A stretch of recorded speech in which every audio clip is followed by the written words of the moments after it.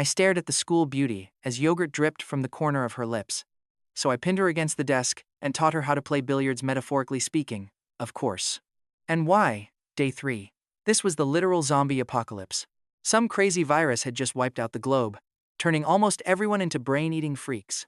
Call it pure luck, or maybe just a perk of being a lifelong orphan, but I somehow didn't catch the virus. I was safe inside my dorm room, just chilling. But the terrible news was that I had absolutely zero supplies in here.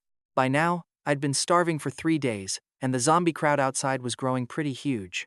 For an average dude who gets tired walking upstairs, I'd end up as zombie chow the second I stepped outside. My life philosophy was pretty simple. If I survive, great. If I die, well, I guess I'll die. I've been a solo player since day 1. No family, no real friends, and zero emotional baggage holding me back. It wasn't like my life was amazing anyway. I worked myself to the bone just to get into this college, famous for its gorgeous girls. The grand result? 3 years. My girlfriend count was still sitting at a solid 0. To make things worse, I got into some heavy beef with a rich snobby girl. Since then, all the wealthy cliques on campus mocked me. Talk about a miserable existence. But seriously, what was I supposed to do about it? I was just a regular background character, compared to those wealthy, powerful jerks who teamed up to be professional simps. All I could do was lay low and avoid their drama. So, when the world ended, knowing those rich snobs who targeted me were probably suffering in absolute misery? Pure bliss. You have to admit, seeing those rich bullies suffer almost makes this entire apocalypse feel like real poetic justice. No stepping on their faces. None. That remained my single biggest life regret. Just as I was wallowing in deep regret, a strange, cold, mechanical voice suddenly echoed inside my head. Host Caspian, identity human, 0 partners, beginning process to guarantee survival, gifting beginner starter pack, a fire poker, 1 enhancement potion, and the innate skill hypnotism, unconditionally usable on partners. Accessing usage guide. Each time you recruit a partner, you will receive a random reward matching their overall quality rating. Checking in daily with your partner gets you extra bonus rewards. As a glowing blue screen materialized out of nowhere, my lethargy vanished completely. That deep regret instantly turned into pure, wild excitement. A cheat system. Finally, guess my years of being a certified orphan paid off. Since I spent all my time scrolling online and sleeping, this whole system concept was incredibly familiar to me. But reading the system details, I completely froze up. Partners? And daily check-ins? What was this about? Aren't normal systems supposed to be about slaying monsters and leveling up for cool loot? Why does mine hand me hypnotism right away? And why are the rewards so spicy? Like, how exactly am I supposed to check in with these girls? I mean, wouldn't you want a detailed video tutorial on how that crazy system function actually works? But right then, a sudden, heavy knock echoed from my door. Frowning, I stood up and peeked through the hole. Outside stood a girl with flawless pale skin, practically glowing with rich, classy elegance. Only right now, her face, pale, she was completely painted with absolute, sheer terror. I knew exactly who she was, instantly. Serafina, the campus queen, a totally spoiled and arrogant rich princess. Her family was filthy rich. She was the most famous beauty around with endless desperate simps. But even if other guys would literally die just to look at her, I didn't want to give her a single glance. She was the exact source of all my misery. Honestly, my entire college life was ruined because of her. All of it. Just because we shared a few classes in the same room. Honestly, she had way too many desperate guys constantly drooling over her. To stop them from bothering her, she did something incredibly annoying. She sat right beside me. Bang. Instantly turning me from a quiet, invisible background character into public enemy number 1. But that alone wasn't the worst part. The real reason I got targeted by everyone was because she was gossiping with her best friend. Her friend casually asked if she liked me. Right in front of my face, she completely ignored me and totally trashed my reputation from head to toe.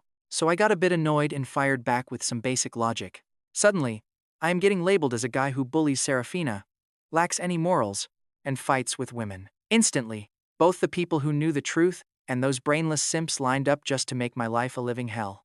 It was weird. Why was she even here? The bottom 3 floors of this dorm are strictly for guys. Girls only live on the top 3 floors. Lately, quite a few starving survivors have been forced to leave their rooms, desperately searching for basic food and water. My door got knocked on a few times, but I never expected Serafina. Should she not be living off campus in some huge luxury mansion? Before I could even process this, she noticed nobody was answering and turned around to leave. Her face suddenly goes completely pale. giving her absolutely zero time to react, as a zombie roars and lunges straight for her. Just when she thinks she is dead meat, I throw the door open, grab her, and yank her inside. I slam the lock shut, tossing Serafina to the floor like a sack of potatoes. My rough handling makes her grit her teeth in pain. Caspian, why is it you? Recognizing me, she snaps back to reality, a brief flicker of guilt crossing her eyes. I look her up and down, totally speechless. This is literally my dorm room. You knocked on my door, so who else would it be? She chokes on her words, her face burning with pure embarrassment and rage. If this were the past, her army of obsessed simp pursuers, and her overprotective family would have found 100 brutal ways to destroy anyone who upset her. But times have changed, sweetie. I laugh, not caring at all, as I lock my eyes onto her like a predator. I have to admit, she really is gorgeous. That delicate, beautiful face paired with her innocent look gives off a vibe that is incredibly pure and seductive. Her stunning, tempting figure is completely flawless. Watching her bite her lip, anyone else would think they were the one who screwed up, but it is a massive shame that she is dealing with me. Watch this. Serafina, I'm pretty sure I just saved your life. Yet, I still have not heard a single thank you. Your attitude is kind of garbage. I take 2 steps forward, looking down at her, as my eyes unconsciously lock onto her body like auto-aim. I might despise this girl, but I am still going to appreciate the view. She stammers, saying she forgot and will thank me now. But is her life only worth a cheap thank you? Obviously not. What do I want? She offers money, or anything else she has. As long as it is hers, she says she will give it to me. As long as you have it, you will give it to me? Getting her nod, I say as naturally as breathing, then I want you. The second those words leave my mouth, she completely freezes. A dark blush covers her cheeks as she asks if I am kidding, saying she does not appreciate this kind of joke. It is not funny, she snaps. But did I ever say I was joking? Seeing her get mad, I do not waste any more time. Since I saved your life, you either obey my orders or I throw you right back out to feed the undead. 2 choices. So pick one. Realizing I am not joking at all, she timidly backs away until her spine hits the freezing wall, a cold shiver running through her entire body. Even if you threaten me, she stammers. You? What? I challenge her with a wicked smirk. She says she will reluctantly date me, but nothing else. At this moment, she looks 100% unwilling, but she knows she is totally isolated and helpless, completely powerless to resist. For the first time in her life, she admits defeat. Wait, the system chimes in now. Partner 1 is added, and the reward is crazy. It clears all negative statuses upon use, restoring the body to peak condition, all because she finally admitted defeat. So a verbal agreement is all it takes to bind her? That saves me a ton of hassle. I quickly check my system panel. Her info is now in the partner section. Age 20, starving, daily check-in incomplete. There are only 3 lines of information in total, plus 1 mystery stat, with no explanation. It just shows a big, fat 0 next to it, but I do not pay much attention to that right now. Instead, I am busy admiring her stunning body that countless men would drool over. Did not she say she would not do anything else? Do not look at me like that, she whimpers, timidly hugging herself tightly with both arms. She is clearly still holding on to some unrealistic fantasy. But in the next second, a bright red handprint suddenly slaps right across her pretty face. Pulling my hand back, I just sneered. I don't know what kind of childish fantasies you're still clinging to, but from this moment on, your opinion doesn't mean a damn thing. Opening the system directly, look at this. Her entire status page is open to my command. The command was simple, obey me. Complete hypnosis would just ruin her entire personality. Turning her into a mindless puppet would be too boring, and it would definitely be letting her off way too easy. Besides, doing that might completely ruin my rewards. Suddenly, she snaps out of it, screaming at me. This spoiled princess had never faced a single consequence in her life, completely unable to tolerate even the smallest slight. Humiliated by that slap, she instantly hissed and exploded like an absolute feral cat. Her hand flew up, aiming to smack me right back, but I softly uttered one word: stop. She almost laughed at my audacity, as if she'd actually stop just because I told her to. But the next second, her body completely froze, refusing to obey her own brain. Completely frozen. Panic sets in. What did you do to me? She desperately fought to move, but her limbs felt entirely foreign, as if her physical shell now belonged to someone else. Her body ignored her completely. Watching her glare at me like she wanted to rip my throat out, I couldn't help but grin. Just as I finished speaking, Serafina's entire frame grew incredibly heavy, forcing her knees to buckle until she crashed flat onto the floor. That arrogant, high and mighty face of hers crumbled into total shock as she mentally screamed, "Wait! What the hell is happening to me? Why lost control of my own flesh? And why on earth is it actually obeying Caspian's direct commands?" She couldn't wrap her mind around any of this, trembling in terror as my shadow loomed directly over her pretty face. "Serafina, let's play a little game. See that wooden box of rusty iron nails right there on the desk? Those are the exact spikes your obsessed fanboys hid inside my mattress this past year just to torment me." Hearing this, pure dread gripped her chest. Desperate, she quickly tried to defend herself, stammering that she never ordered those guys to do such a thing. "Then why didn't you stop them?" she whimpered, saying she had no idea they'd take it that far, swearing it wasn't on purpose. "So just because it was an accident, I had to suffer all that torture?" She just sobs an apology. Cutting her apology off completely, I grabbed the heavy container of nails. "Didn't you beg me not to lay another finger on you?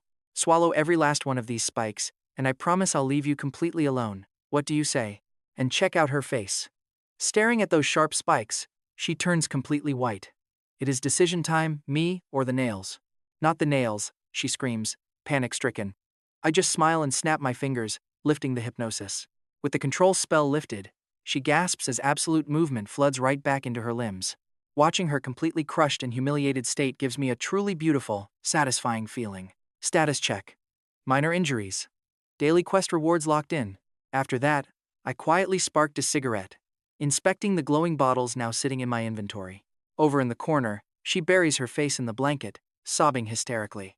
Meanwhile, the potion's effect is beautifully simple. Drink it to massively boost physical power. And the best part? The effects stack. I pulled out both vials, popped the corks, and downed them in one single gulp, sending a fiery heat through my veins. My exhausted body was suddenly rejuvenated, absolutely overflowing with terrifying, explosive physical power. I obtained absolute immunity to the zombie virus, though colds are still fair game, bringing all my stats to their peak. Even better, my physical stamina cooldown was completely reset, leaving me fresh and ready for round 2. Remembering that sweet, addictive taste from earlier, I stepped back to her side. Hours later, her quiet sobbing finally faded, replaced by silence as she completely passed out from exhaustion. I checked the screen. The daily check-in limits me to 1 prize per day. It was time to focus on survival, finding a secure new base, hoarding supplies, and tracking down other survivors. Thinking it through, I unlocked my phone only to find a completely blank messaging screen, not a single notification dot in sight. Snatching her discarded shorts off the nearby chair, I fished her dead phone out of the pocket, hooked it to a power bank, and turned it on. Using her fingerprint to unlock the device, I started scrolling straight through her social feeds. Talk about a massive contrast, her notifications were already piling up past 99 unread messages. Out of all of them, a 500-person student group is the absolute loudest. They are still furiously texting away right now. Seeing the endless panic, I log into her WeChat to blast a broadcast. I instantly capture everyone's attention. My post asks if there are any girls left in the dorms, urging them to send locations. I promise to rescue those nearby first, sending this bait across every single active group chat on campus. At first, they think it is a joke. Then they see her username, Serafina.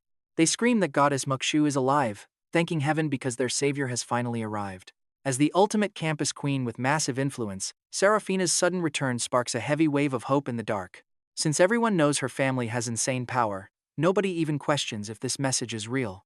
They assume her family escaped the infection and sent a private army, hoping she might just scoop them up too. The chats go wild. Girls instantly spam their exact locations inside the East building. They cry out for Mukshu to hurry, with some desperate guys even offering to castrate themselves for a rescue. Others quickly tell the shameless guys to back off since Mukshu specifically requested only girls. Even her besties beg. I just watch the insane flood of incoming friend requests in the background. I begin sorting coordinates while knowing the campus outside is literally crawling with bloodthirsty zombies. Searching room by room is far too slow, making this online bait a genius move. But as you probably guessed, things never go that smoothly. Even with my phone buzzing, well over half of the messages are actually from desperate guys. Despite my clear warnings, these shameless dudes still spam my inbox, hoping to get lucky. I ignore them completely. The actual girls who did reply are scattered way too far across campus to reach safely. Floor by floor. I can comfortably clear out this entire building using my current level of strength. But if an entire horde swarms me all at once, I do not have a reliable way to survive. Just as a massive headache starts setting in, a sudden notification flashes on my screen. It comes from a girl named Alara. She asks if my family came to rescue me, begging me to pick her up from room 602 of the North Building. Wait, the North Building? That is exactly where I am right now. And her name sounds incredibly familiar. I immediately think back to the day of my big fight with Serafina. Back then, Serafina lost her mind when her friend asked if she liked me, and that nosy friend was definitely this girl. I let out a cold laugh, quickly digging through my memories for more details. Alara was always incredibly gentle and timid, with an average background and very few friends, which somehow made her stand out to everyone. When she first arrived, wealthy trust fund kids targeted her, trying to throw cash around to buy her affection. But unfortunately for those simps, Alara only had one single friend, and that friend was Serafina. They were practically joined at the hip. They spent every waking moment together, forcing those wealthy stalkers to back off and behave themselves. My mind instantly recalls what she actually looks like, and wow, her assets are somehow way more impressive than Serafina's. I instantly reply, telling her to wait since I am coming. Tossing my phone aside, I wake Serafina up. She groggily opens her eyes, looking like she just woke up from a horrific nightmare. But reality hits. This is no dream, and I am still standing right here beside her. I tell her to follow me upstairs to find her friend, which immediately sends her into a visible panic. Please do not hurt her, she begs. She did nothing wrong. Clinging to my arm, she looks up at me pleadingly. After the brutal lesson I just taught her, she has no defiance left in her eyes. She says nothing, not daring to step out of line anymore. Seeing her looking so helpless and pitiful makes me feel incredibly good, so I playfully ruffle her messy hair. I whisper that her friend's safety depends on her, making her tremble. After a silent struggle, she finally lowers her head, completely giving up on absolutely everything. Just as she braces herself for another round of torment, I surprise her by ordering her to tie her hair up. She is completely clueless here, utterly lacking the real-world knowledge to understand what I am about to do. A moment later, she finally wipes her tears away, feeling deeply humiliated. She desperately wants to scream out loud, but her throat is so sore she cannot make a sound. The second she opened her mouth, the milk she just drank spilled right out. Can we please not go find her now? Serafina asked, her voice completely cracking with tears. No, I only promised not to hurt her, I replied, stating it like absolute facts. I never said I wouldn't go find her. Rested enough? Good, follow me. I did not give her a choice at all as I grabbed the fire poker and flung the door open. That terrified her, and she quickly warned me about the zombies waiting right outside. Like that even matters. I will handle it. Trust me. She was dying to ask where my crazy confidence came from. But remembering how she had been completely paralyzed earlier, she could only wonder if I had some kind of telekinetic superpower to control her body. A zombie apocalypse did just start, after all, so having some crazy powers actually made sense. Still skeptical, she kept close and followed right behind me. To be fair, this dorm building was mostly empty anyway. Since the outbreak hit in the morning, most students were out of their rooms, meaning way fewer monsters to deal with. But as we stepped out, 4 zombies eating something off the floor immediately heard us and whipped their heads around. Serafina absolutely panicked, gluing herself to my side while I just stood there, calmly waiting for the beasts to get closer. Then I swung. The iron poker smashed directly into a zombie skull, transitioning instantly into a wild horizontal sweep that completely obliterated its head. The other 3 went flying backward. Their skulls cracked against the concrete wall. Instant lights out. Serafina could only stare in absolute shock. Any tiny ideas of defying me that were starting to brew in her head were immediately crushed. We kept moving up. I kept using the exact same brutal method to clear out the halls. I knocked on some doors, but nobody answered, so we pushed higher. On the way up, she asked how I even knew someone was up here. When I told her I had her phone, she immediately panicked, asking if I read her messages or if her family had texted. I told her no, though I had checked. There was not a single new notification from them. It was pretty clear things had already gone bad for them. See for yourself, I said, handing the phone back to her. She snatched it and immediately opened her family chat log, desperate for anything. Staring at the empty screen, she still tried to hold on to hope, whispering that maybe their phones were just broken, or maybe they just lost signal like she did. Let's go, my voice suddenly snapping her back to reality. After taking out the last threat, we finally made it to room 602. Serafina knocked, and a second later, the lock clicked. A young girl about Serafina's age poked her head out to check. Spotting her, she cried out in relief, calling her sister Serafina. This was Era, and she quickly threw the door wide open. Once the door was locked, Ara squeezed Serafina in a massive, tight hug.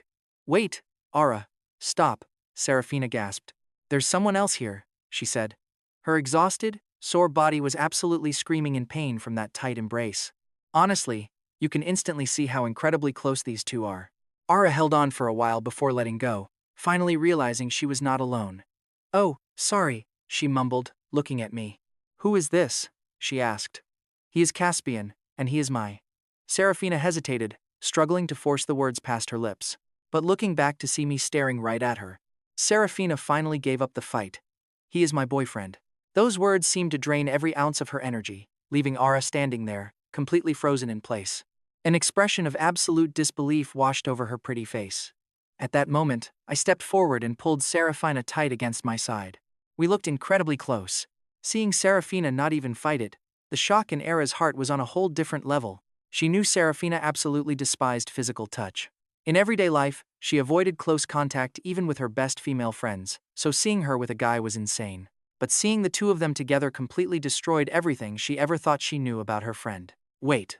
Wasn't Caspian the exact same guy Serafina had that incredibly brutal screaming match with? The guy they gossiped about. So, you actually did like him after all? You scolded him so viciously. I seriously thought you hated him.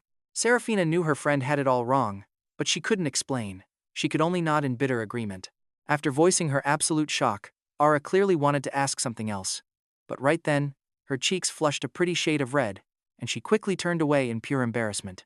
Standing right here, she probably wants them to get a room. Honestly, they look completely ready to start kissing. And what about Sister Muksho? Why has she stayed completely silent this entire time? Ara just wanted to ask what their next move should be. I stop what I am doing and stare. Perhaps she simply did not have any other clean clothes to wear, because she was only wearing this super thin, flimsy short-sleeved shirt, and some incredibly tight, short shorts. Under the dim light, her beautiful figure was softly outlined, putting Ara's most alluring side on display. And unlike Serafina's intensely seductive vibe, she felt completely different. Even though her body was actually way more developed than Serafina's, she somehow gave off this deeply innocent, almost fragile energy. A pure charm, like a top honors student who spent her whole life staying completely untainted by the real world. It is honestly no wonder so many guys had their eyes on her. Honestly, if Serafina had not been protecting her, a gentle, cute, and stunningly gorgeous girl like Ara would have been thoroughly ruined by this harsh society a long time ago. We plan to search a few other rooms, grab some vital supplies, and then move to a safer base. I ask her if she wants to join us. I ask casually, while my mind is already calculating exactly how to bring Ara under my complete control. Cheap threats are a bottom-tier strategy anyway, and they would not give me the thrill of real revenge. With a broken system power on my side, I am going to make Ara fall for me slowly, without her realizing it, while continuously breaking Serafina. Ara asks doubtfully if she needs to come with us right now. I tell her to just wait here. But as I finish speaking, I pause. Right then, the familiar system notification chimes in my ear. Partner 2 unlocked. All ratings reward sharing effect active. I can choose one of my own abilities to share with a partner. Naturally, the system recommends sharing infection immunity. Talk about an easy win, guys. I literally just said one casual sentence, and she is already registered as a partner. I did not expect the system to be this lazy. Saves me some serious brain power. Since I have hypnotism, the next steps are going to be a walk in the park. This reward does not boost my combat power, but it is still pretty damn good. I immediately share infection immunity with her. Hopefully, my next check-in reward will give me something even better. Currently age 20 status. Joyful daily check-in is still not completed today. As I scan her up and down very carefully, a slender hand suddenly tugs at the corner of my shirt. Looking down, I see Serafina looking incredibly nervous. She asks if I promised not to hurt Ara. I tell her I am just looking. I tell her to follow me out to find food and let Ara wait here. Serafina has no objections and quietly follows right behind me. Sister Muksho, are you guys leaving right now? Is it not way too dangerous to go out without any preparation at all? She mentions she has an axe in her room and points toward her bed, asking if we want it. I tell her I will take it. I raise an eyebrow. Having an axe around makes breaking down locked doors much more convenient. Watching Serafina, whom she had just reunited with, follow me out of the door just like that made Ara feel super weird inside. She cannot shake the feeling that ever since Serafina got a boyfriend, her entire personality changed. In the past, she would have dragged her aside to gossip nonstop, but Ara does not overthink it. She simply sits by the door and starts waiting. Her slightly messy thoughts soon begin to drift. She remembers how Caspian got targeted by everyone because of his conflict with Sister Muksho, and sadly, she feels like the prime culprit who caused that entire mess. A wave of immense guilt wells up inside her chest. If only she had not asked that stupid question back then. If only, when Caspian was being bullied by everyone else, she had stepped up to defuse the intense situation. Should she do something to make up for it? Meanwhile, in the hallway, looking at the hypnotized status on Ara's panel, I nod in absolute satisfaction. I completely max out Ara's deep guilt, making her desperately want to make amends for her mistake. Until we reach a point where she literally cannot refuse anything I say. Serafina, I coldly call out her name. I ask if she just called me an outsider. She quickly stammers that she did not mean it like that. Serafina feels a cold chill run down her spine and hurriedly tries to explain, but I do not care. I casually smash a nearby door open with the axe. Seeing that the room is empty, I grab Serafina tightly by her wrist and drag her onto a nearby desk. I command her to perform well, or else Era takes her place. Right now, Serafina feels incredibly deceived. She feels like she was totally lied to by her close friends. They had clearly told her that men were way weaker in this regard, needing a long time to rest afterward. But Caspian literally cannot stop. Serafina cannot help but feel terrified of what is coming. She even has a wild, fleeting thought. What if she just lets Ara join in to help share the burden? No. How could I even think something like that? Serafina shook her head wildly, fighting a massive battle in her own mind. Before long, we finished clearing out the entire 6th floor, but found absolutely zero survivors. We did manage to find some food and water, though just 5 loaves of bread and some instant noodles. Honestly, this generation of students is terrible at hoarding survival supplies. As I sat there chewing on some bread, I tossed a piece over to Serafina.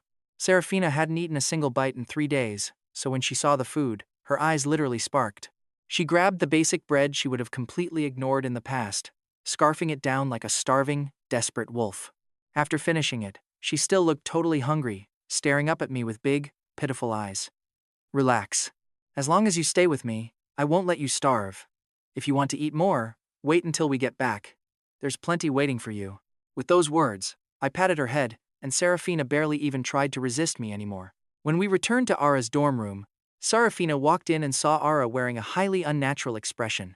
After getting her share of the food, Ara ate while constantly stealing glances at Caspian, as if trying to analyze him. Multiple times, she opened her mouth to speak, but quickly stopped herself. This girl isn't trying to ask Caspian how they ended up dating, is she? Serafina broke the silence, asking Ara what was wrong and why she kept staring. Ara embarrassedly rubbed her head, wondering if she was being that obvious since her sister noticed so quickly. I was just thinking about the time you argued with Caspian, Ara admitted, blaming her own big mouth for the mess. If she hadn't asked, none of that would have happened. Hearing this, Serafina finally breathed a sigh of relief, telling her to forget it since it was in the past. She told her to just eat and stop overthinking. Ara nodded, and Serafina thought that was the end of it. Little did she know, those words of comfort actually made Ara feel even more guilty about the entire situation. Ara resolved to apologize to Caspian properly later. Meanwhile, after surviving 3 brutal battles in one day, Serafina was completely exhausted. After eating her fill, she collapsed onto one of the beds and quickly drifted off to sleep. Look at that horizon as the sun starts to set. Those zombies outside are going to get way more active. These freaks usually rest during the day and hunt at night. While analyzing the zombies' behavior, I was busy plotting our next move. We couldn't stay here forever. Then, I heard my name. A soft voice whispered from behind as Ara tiptoed over. I turned around with a completely neutral expression and asked what was up. Ara asked if I still remembered that incident from earlier, admitting she felt incredibly sorry about the whole thing. Her sister told her to forget it, but her heart still felt super uneasy, and she desperately wanted to apologize properly. She asked if I could forgive her, her attitude completely sincere, as she bowed her head incredibly low to show remorse. But I just let out a cold scoff, telling her that if simple forgiveness actually fixed things, I would have done it ages ago. Hearing me say that, Ara's entire body tensed up as a massive wave of guilt and deep remorse hit her. She started to say she was sorry, but I quickly cut her off before she could even finish. It instantly made her wish the floor would swallow her whole, realizing she honestly thought a cheap apology would make everything okay. Ara sobbed that she was a horrible person who messed up, begging for just one chance to make things right. She promised she would do whatever I asked, terrified of being hated by her sister's crush as her brain went totally blank. At this point, her overwhelming desire for forgiveness took over completely. She decided in her heart that even if I ordered her to run outside and act as zombie bait, she wouldn't complain. Naturally, my mouth curled up. Fine, I told her. I will give you exactly one chance. Let us see if you can grab it. Hearing this, Ara's spirit instantly lifted, and she stared at me with immense gratitude, ready to obey whatever I demanded. Starting right now, you do absolutely everything I say until tomorrow morning, and you are fully forgiven. How does that sound? Ara had absolutely no problem with that, agreeing to my terms immediately and without a single moment of hesitation. Excellent. I'm actually feeling a little cold right now, so come over here and let me hug you. Okay, wait. Ara was about to raise her arms but froze mid-motion, doubting if she had even heard me correctly. Did I really just ask to hug her? I nodded, and at my confirmation, Ara's face immediately flushed a deep, bright red. But she protested that I was her sister's boyfriend. I assured her she wouldn't mind, but Ara couldn't believe it. Even if she does not mind, it is still wrong. If you are cold, why not just wrap yourself in a blanket? Ara was growing anxious, desperately praying I wouldn't push her any further. But with just one sentence, I completely crushed her entire resistance. Don't even dream about getting my forgiveness. I gave you a chance, and you're the one who threw it away. Those words hit her like a total lightning strike, trapping her in an absolutely brutal dilemma. How did things get this bad? She felt like she was completely breaking down inside. Guilt started violently clashing with her remaining morals. After a heavy silence, Ara finally whispered in a barely audible voice. Just this once, she muttered, standing right before me in pure shame. She turned her head, too terrified to make eye contact. Then she opened her arms. Her lightly clothed body pressed directly into my embrace. Her heart pounded so hard it almost burst from her chest. Looking away, she got a direct view of a soundly sleeping Serafina. Imagine the sheer impact this wildly bizarre sensation overloaded Ara's nerves, short-circuiting her brain again. Her mind went totally blank. Not bad, I thought, secretly looking at her with total approval. Feeling Ara's burning body heat and seeing her flushed pink neck, I caught a faint hint of her sweet, delicate fragrance. The way she trembled with pure nervousness made me want to protect her. Look at me, I instantly ordered. Ara obediently complied. I scooped her up into my arms and forcefully sealed her soft lips with mine. Her eyes shot wide as she struggled, but I suddenly pulled back. You literally just agreed to my terms. I never said you only had to obey one command. Now, stay absolutely still. Serafina is sleeping right there. Don't wake her up. Hearing my warning, Ara's fragile body shuddered violently. Glancing at the sleeping Serafina nearby, the fight slowly drained right out of her. Tears started pooling in her eyes. Daily check-in complete. Reward unlocked: wind pressure effect, which creates a high-pressure zone at any targeted spot. Anything caught inside gets pinned down by intense winds for 2 seconds, then gets blasted away with massive force. Seeing this classic role-playing game skill, I gently caressed Ara as she lay quietly in my arms. I gently wiped the fresh tears from her cheeks and tucked her snugly into the warm blanket. Meanwhile, I slid over to Serafina's bed and pulled her close. She groggily opened her eyes in confusion. Realizing it was me, she hesitated for a moment before staying totally silent and resting quietly against my chest. She had no clue what to do. Her mind screamed that she was basically becoming my obedient little servant. But survival meant she had zero other options. Meanwhile, Ara was dealing with that exact same heavy dread. Curled up tight under her blanket, silent tears soaked a massive patch of her pillow. She felt exactly like a panicked student who just caused a major disaster, completely terrified of what comes next. Facing the pure chaos of Serafina finding out was simply too terrifying to imagine. Ara, why are your eyes red? Seeing her puffy face, Serafina asked with concern. I just didn't sleep very well, it's nothing. Ara forced a fake smile, pretending everything was fine. Serafina didn't suspect a thing. Honestly, sleeping peacefully during a zombie apocalypse would actually be the weird part. But then, she realized she had actually slept incredibly well last night. It was her first peaceful night since the world ended, leaving her feeling deeply secure. What's the plan for today? Are we clearing other floors? No, straight outside. Just grab your gear and follow my lead. This place is not safe long-term, and I already planned ahead. We are going straight to the campus supermarket to secure a massive load of supplies before finding a solid stronghold. After that, I can focus on my real mission: rescue missions for more helpless girls. I mean, the guy literally claims to have a heart of gold, aching for all these poor college girls stuck in despair. But before we move, I need to claim my daily rewards. We can head out right after. Ara, if you didn't sleep well, just go grab some rest. I will wake you up later. No, I am fine. Ara frantically waved her hands in refusal. Fine by me. Right in front of her, I pulled Serafina close and planted a soft kiss on her earlobe. Seeing this, Ara immediately bolted back to her bed, suddenly desperate to catch up on her sleep. Why must you do this? At least wait until she is not looking. Serafina pouted, pressing against my chest. She was trying hard to act like her usual haughty self, attempting to lecture me. After my harsh training, Seraphina's little tantrums ended up looking like some housewife pouting over a tiny chore. Looking at her face, I almost felt bad for going so hard. I promise I will behave next time. Really? Seraphina was pretty shocked. She definitely did not expect me to be so agreeable today. Soon, I completed my daily check-in, unlocking a brand new talent, Close Quarters Combat Master. I instantly mastered all hand-to-hand fight styles to grow stronger through battle. Honestly, a pretty sweet reward. Just not quite as broken as yesterday. By noon, I cleared the lower floor zombies and led both girls outside.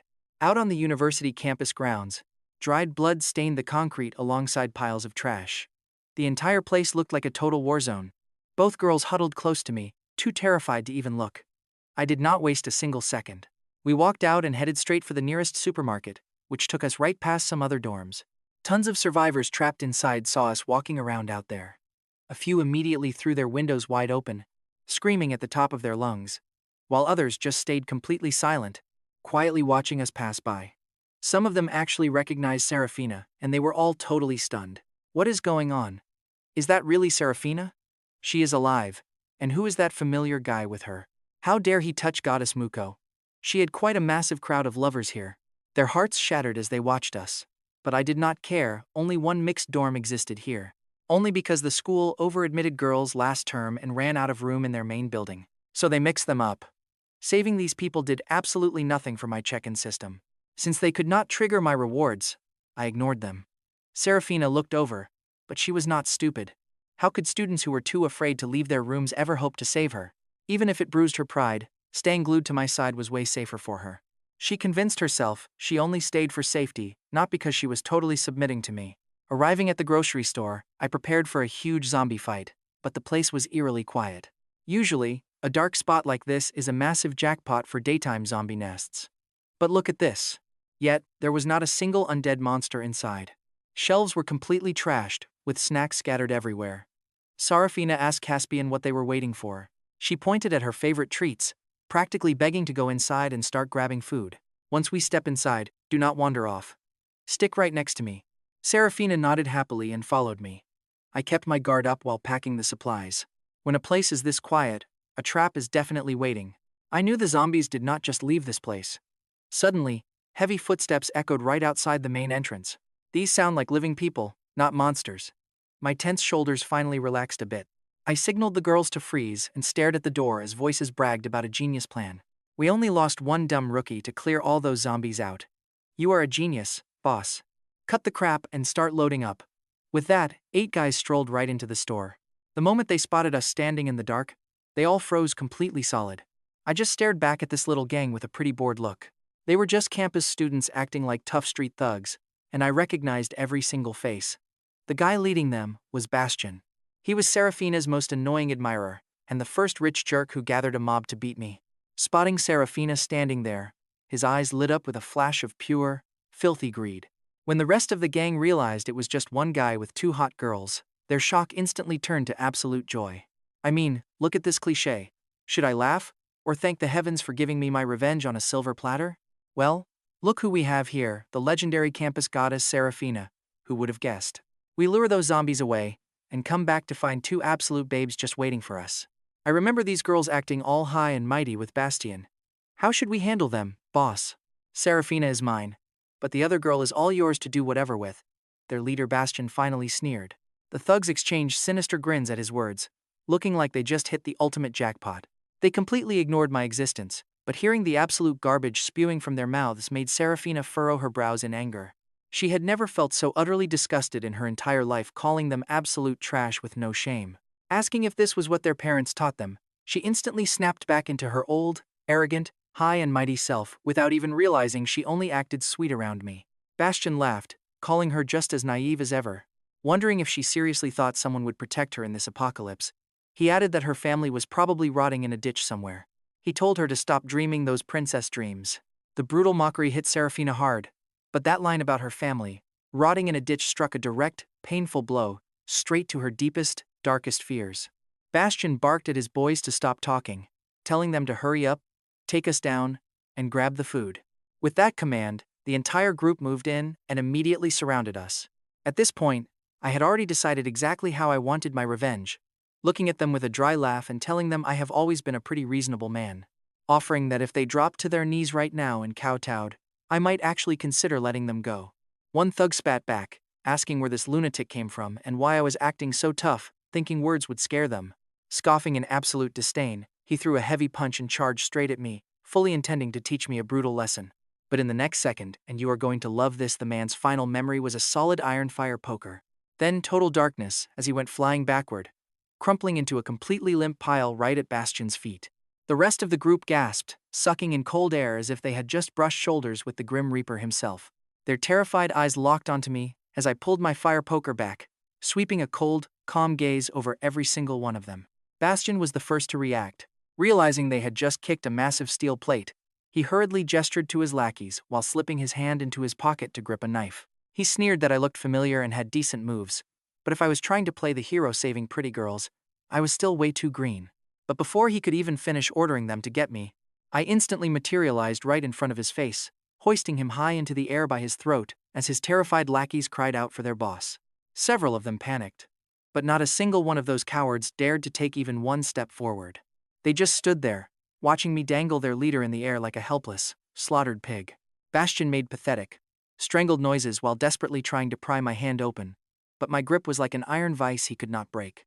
As suffocation set in, the once arrogant and domineering bully was left completely terrified. He began desperately squeezing out words of surrender, so I let out an amused laugh, loosened my grip, and tossed him onto the hard ground.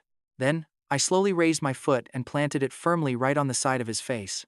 The high and mighty leader from just moments ago was now pinned under my boot, not daring to move a muscle as he completely submitted and begged for mercy. Stuttering that he was only joking and begging me not to take it seriously, he offered everything in the supermarket if I just let him go. He promised they would leave immediately, but listening to his pathetic begging, I only pressed my boot down with even more crushing force. I asked if he still had not remembered who I was, noting he really did not care about others, but telling him that was fine, because from this exact moment on, he was going to remember the name Caspian very well. At that name, his entire body violently convulsed as if he just heard a literal demon, and trust me, he knew he was completely screwed. Mocking him for finally remembering, I told him not to be scared, repeating that I am a reasonable man who would not make things too hard. Offering to play a little game, I told him that as long as he did not make a single sound, I would actually let him go. With that, I bent down, grabbed one of his fingers, and snapped it, instantly sending a blood-curdling scream of pure agony through the air. Telling him he lost, I added that I was feeling pretty generous and would give him one more chance to play. I stomped my foot directly onto his hand, instantly snapping another one of his fingers with a loud crunch. Keeping a pleasant smile on my face, I continued the game until Bastian finally passed out from the sheer pain. Pushing myself up, I finally raised my head to look at the remaining thugs, asking whose turn it was to play next. By now, the terrified lackeys had their souls scared clean out of their bodies, lacking any remaining guts to even think of challenging me. Looking at their boss, lying there half dead, they did not hesitate for a single second before turning on their heels and bolting. I casually raised my hand, softly whispering just 2 words, wind pressure. Instantly, the fleeing thugs were slammed flat onto the floor by a massive invisible force. What the hell is this? They shrieked. What is happening? Where did this crazy gale come from? Still, the pressure did not completely paralyze them. A few thugs, fueled by pure adrenaline and absolute terror, forced themselves up and kept running, but 2 seconds later, the pressure erupted again. Now watch this. The entire group was instantly blasted back. Clutching my solid metal fire poker, I strolled over to their leader, looking down like an absolute god. Bro, I was wrong, he whimpered. We were all forced by Bastian and are not really with him. Was it this mouth running its jaws earlier? Since when are my people something a piece of trash like you gets to discuss? Without a single second of hesitation, I swung that solid iron poker directly into his mouth. In a flash, blood splattered everywhere, along with a mouthful of shattered teeth. I really am a kind-hearted person, so I gave every last one of them the exact same treatment, ensuring total fairness and absolute justice. Instantly, the supermarket floor became a chorus of painful wails. All right, go grab whatever you need. We will deal with them later. I turned around and spoke to Serafina. Staring back at me, she felt a highly bizarre emotion starting to bud in her heart. Was this his way of protecting her? This feeling was actually pretty nice. Plus, compared to those degenerate scumbags, Caspian actually seemed quite reasonable, and the way he treated her was honestly just payback for her past arrogance. Even though Caspian's methods were super extreme, he had never even had a girlfriend before. So, maybe it was not completely unacceptable. Serafina's thoughts were running wild. She completely forgot what she was supposed to do, just mindlessly grabbing random items off the grocery shelves. Meanwhile, Alara gently called her name several times, but it took her forever to finally snap out of it. With a helpless sus, and Alara poked her. Hearing Serafina's confusion, Alara asked, sounding incredibly unsure of herself, if she had just been hallucinating. How did all those thugs go flying the moment Caspian waved his hand? Alara's expressions were an absolute picture of shock. Ever since Bastion and his thugs showed up, her nerves had been stretched to the absolute limit. She originally thought a lone guy like Caspian stood no chance against those thugs. Seriously, did any of us expect such a massive Uno reverse card? And what made her doubt reality even more was that Serafina did not seem surprised in the slightest. Actually, thinking back on it now, Serafina was pretty surprised, too. But she had already felt that invisible force restrict her own movements before. She simply chalked it up to telekinesis, or some other crazy superpower. So, Serafina shared her own theories and explained it all to Alara. Even though the two girls were whispering nearby, my enhanced senses picked up every single word loud and clear. Hearing how Serafina justified the whole thing in her head, I did not bother correcting them. Whatever, just let them think that. Without caring whether those thugs lived or died, I grabbed them. I strung them all together like a chain of sausages, dragged them outside, and systematically broke every single one of their legs. Just like that, I left them under the scorching sun to wait for nightfall, when they would become an all-you-can-eat buffet for the zombies. After that, taking Serafina and Alara, I left that bloody supermarket sector behind to search for a new sanctuary. I know a great place nearby. It is the university's music rehearsal hall. The doors and windows all have heavy iron grates. The space inside is massive, and it is usually kept locked up tight. There definitely will not be any zombies inside, Alara suggested. Sounds like a plan to me, I replied. Since we had nowhere else to go, we followed Alara's lead. Taking advantage of the daylight, we quickly located the rehearsal hall. Just as she promised, the security here was absolute top tier. Heavy iron grates guarded the entrance, with another secure grate on the door itself. The high windows were too tiny for any zombie to squeeze through. Alara, how do we get in? Serafina asked, wondering if they would have to violently bust the lock open. Use this, Alara said, pulling a massive ring of keys from her pocket and unlocking the heavy iron gate directly. I'm a music major, and I just so happen to be in charge of managing the rehearsal hall. I never thought it would come in handy like this. Not bad, I replied. We will crash here. So, you study music. What instrument? Oh, woodwinds, like the saxophone. Do you have to practice your mouth techniques a lot then? I raised an eyebrow, continuing my playful interrogation. Yeah, she nodded. We have to train our mouth techniques every single day. She looks up with this totally innocent face, claiming that otherwise, it is really hard to improve her musical tone and quality. So you should teach Serafina today. Have her practice with you, I suggest with a warm smile. But she doesn't quite understand. It is the apocalypse, so why study music? Does learning music somehow increase your survival rate? Honestly, they completely failed to grasp my real underlying meaning.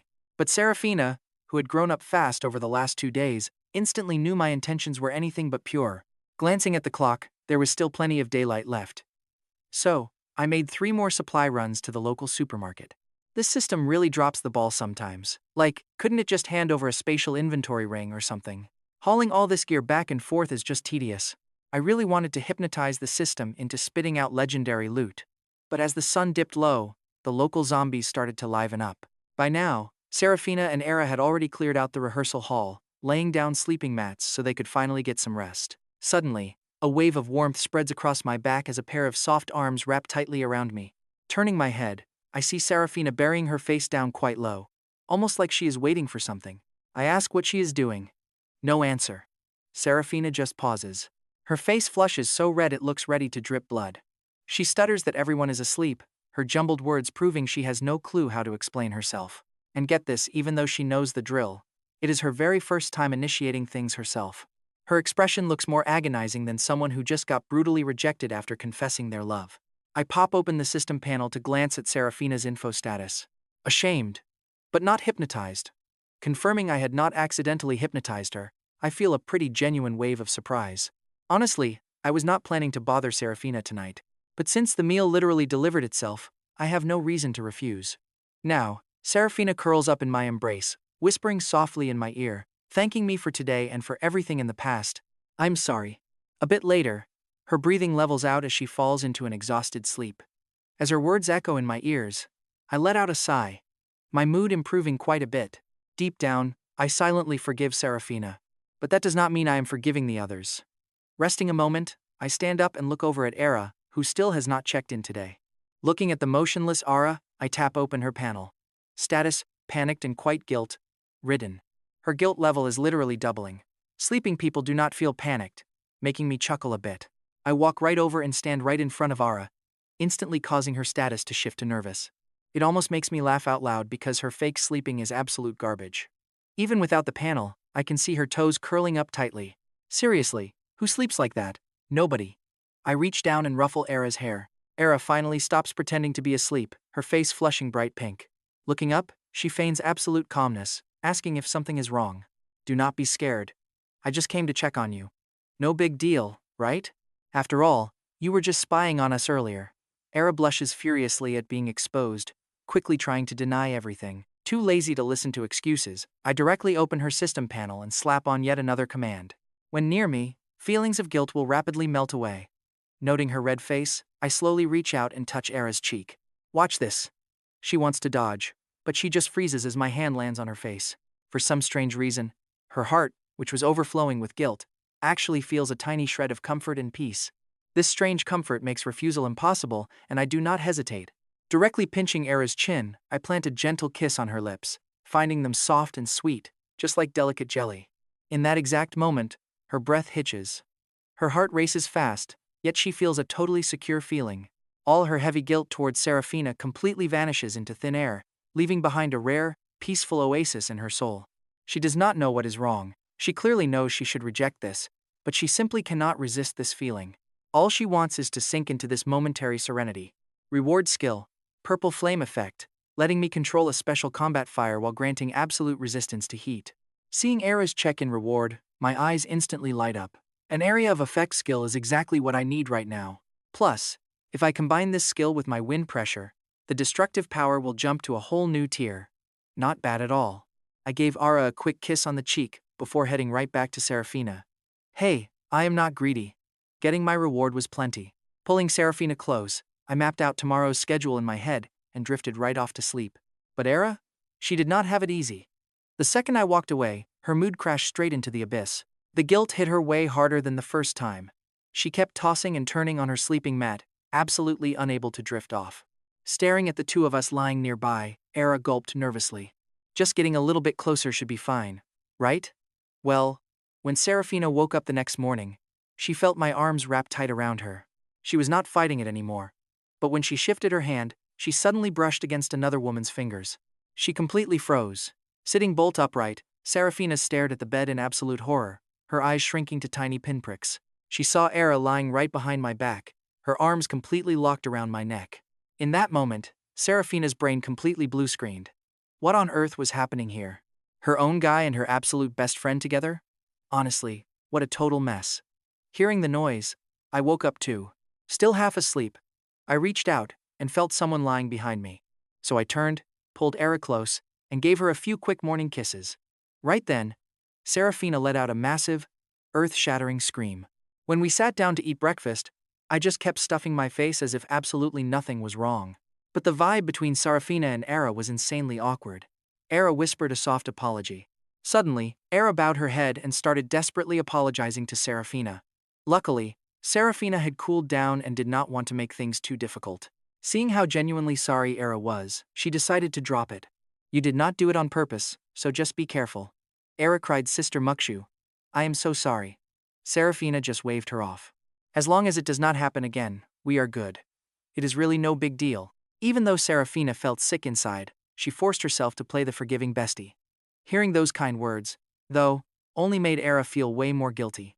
Then, completely losing control of her own body, she lunged straight into my arms. This caused Serafina's fake smile to freeze instantly. Era's face stiffened in absolute horror, too. She did not even realize what she had just done. Serafina snapped, asking what she was doing. Era cried, saying she did not know either. It was an accident.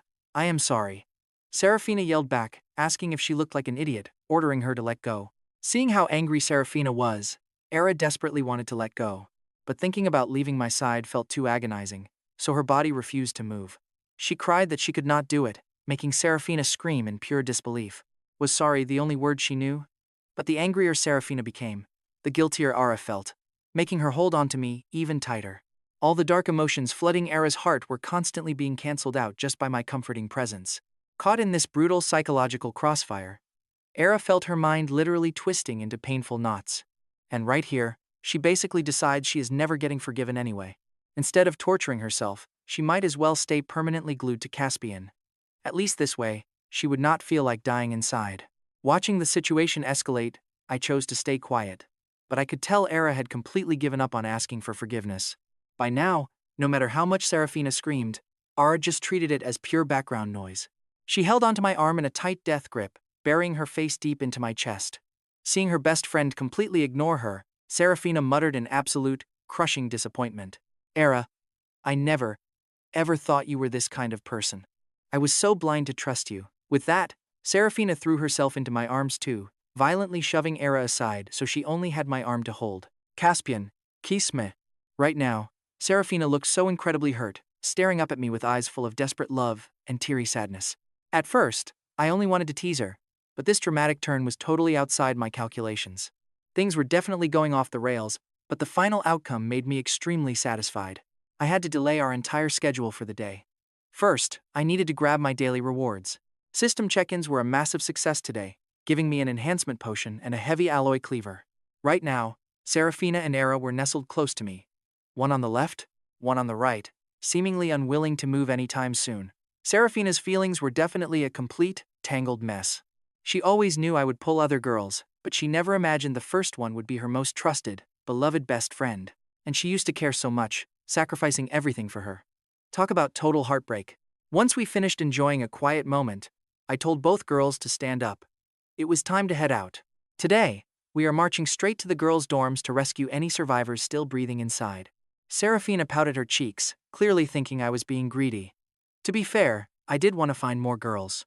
Right now, Ara's mind was totally flooded with thoughts of me and this desperate urge to stay close, even though she knew it was wrong. She was doing Serafina dirty, completely throwing all her morals out the window. But whatever, she just rolled with it. Under the crazy pressure, Ara chose the path of voluntary corruption. We headed out just like yesterday. Except for one big change. Ara and Serafina were not standing together now. Instead, they flanked me on both sides, looking exactly like fire and water that just could not mix. Don't wander too far from me, I will keep you both safe. Serafina was suddenly super talkative today. She was even acting all cute and clingy, probably trying to compete with Ara. I get it. Meanwhile, Ara completely ignored her. She just squeezed my arm tightly while whispering how empty and creepy it felt.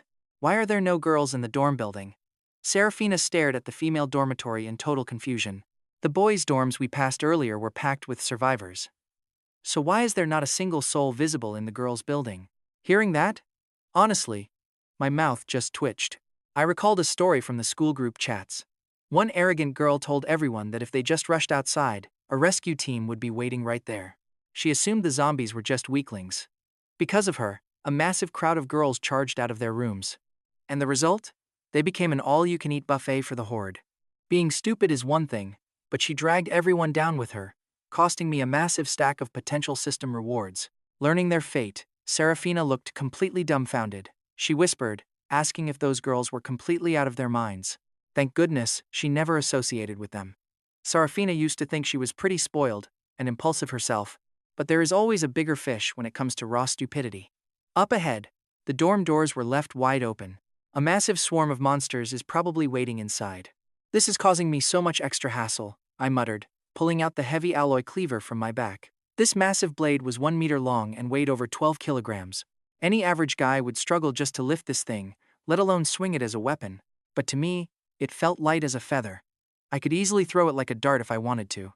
I claimed I grabbed it back at the sanctuary, simply explaining to the two girls that I found it sitting on a storage rack. Neither Serafina nor Ara doubted my story. Soon, our loud footsteps attracted a swarm of zombies. The zombies, hiding inside to avoid the sun, instantly crawled out from the darkness the very second they spotted living humans. They moved like freaky spiders, but they were shockingly fast. With a heavy thud and a slash, the crawling monsters were chopped down one by one. Glancing deep into the lobby, I noticed there were actually over 10 zombies loitering around inside.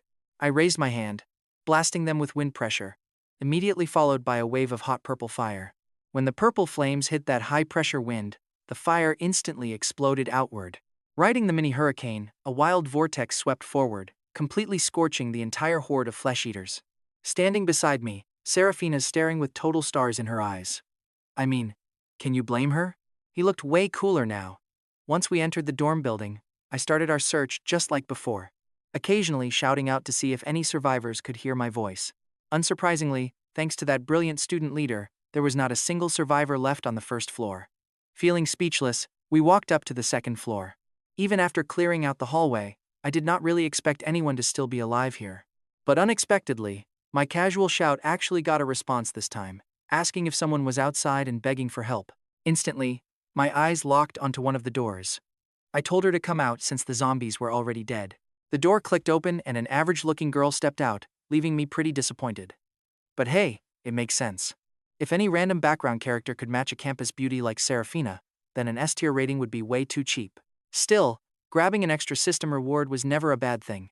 Right now, this rescued girl looked incredibly frantic and excited. She thanked God someone saved her, then instantly asked if we brought any food with us. She's screaming that she's literally starving to death. But instead of greeting her, this rude girl just demands food. Luckily, Alara immediately pulls out a pack of biscuits she brought along. Instantly, she snatches the snack right out of Alara's hands. Without saying thank you once, she wolfs it down. In seconds, it is gone. Got more? She asks. Her behavior is pretty irritating. Our food is back at base, but join us, and you can eat. Once I invite her, she nods. Zero hesitation. Right on cue, my system prompt chimes in. Target Gretchen. Rating B reward is a temporary power-up potion. It works like a normal potion, but the power decays after 2 hours until it's totally gone. Honestly, this reward is kind of pathetic. I can't help but sigh. Meanwhile, this rude brat completely locks her eyes onto my girlfriend, Seraphina. Hey sister, you look pretty familiar. Are you actually Seraphina? She admits she is, feeling deeply embarrassed about being recognized here. She really dislikes strangers, especially the type who completely ignore personal boundaries. The girl gets excited, assuming Seraphina must have brought her family's elite rescue squad along. She demands they escort her out immediately, but Seraphina tells her she's overthinking it because there are only 3 of us. We are clearing the other floors to rescue survivors. If she doesn't want to stay behind, she needs to follow us upstairs. And watch this, her face completely drops, looking like she just saw a ghost. She can't believe only 3 people are trying to save others, since she expected a massive military squad. By now, I'm highly annoyed. I shoot back, asking what our numbers have to do with her anyway. My tone turns freezing cold. She wants to argue, but seeing me grip my massive cleaver, she quickly shuts her mouth. Are you coming or not? We are leaving. She quickly squeaks that she is. She tells us to wait a second so she can grab her precious baby. Running back inside her dorm room, she frantically rummages through her stuff. A moment later, she walks out clutching a massive stuffed animal body pillow. My eye literally twitches. I seriously have to suppress the massive urge to slash her with my sword. Reaching the 3rd floor, I stick to the exact same routine, swinging my blade to relentlessly butcher the zombies. Seeing how fierce I am, Gretchen quickly scurries right over to Seraphina. She whispers, asking if I'm a bodyguard and why I'm so aggressive, complaining about my incredibly rude attitude toward her. Asking how she can tolerate a guy who is not gentle, Seraphina clarifies that I am no bodyguard. He is my boyfriend, Seraphina corrects. Gretchen scoffs, saying even a boyfriend shouldn't act like a complete jerk. Why would he be worthy of us? She asks, pointing out that skanky woman. Seraphina knows exactly who she means, even though she and Alara have their own issues. Hearing a stranger talk trash makes Seraphina feel intensely disgusted. Seraphina is absolutely ready to snap right now. I discover another group of survivors who desperately call out, asking if we are the rescue team. Hearing that plural word, I realize there are more people inside. Open up, I yell. It is safe now. I explain I'm just a survivor from nearby, but saving a few extra people is absolutely no problem. Feeling pretty skeptical but desperate, they slowly unlock the door, finally letting me see who is hiding inside. Standing right at the doorway is an incredibly petite, gorgeous young girl. I almost miss her entirely because the height difference between us is just so massive. I doubt she is even a college student, but watch this, a crazy reveal is coming. Hiding behind that tiny girl is another girl who looks identical to her and stands at the exact same height. They are clearly identical twin sisters. I introduce myself as Caspian, a fellow survivor from nearby. She introduces herself as Lyra, looking up at me and speaking in a pretty timid voice.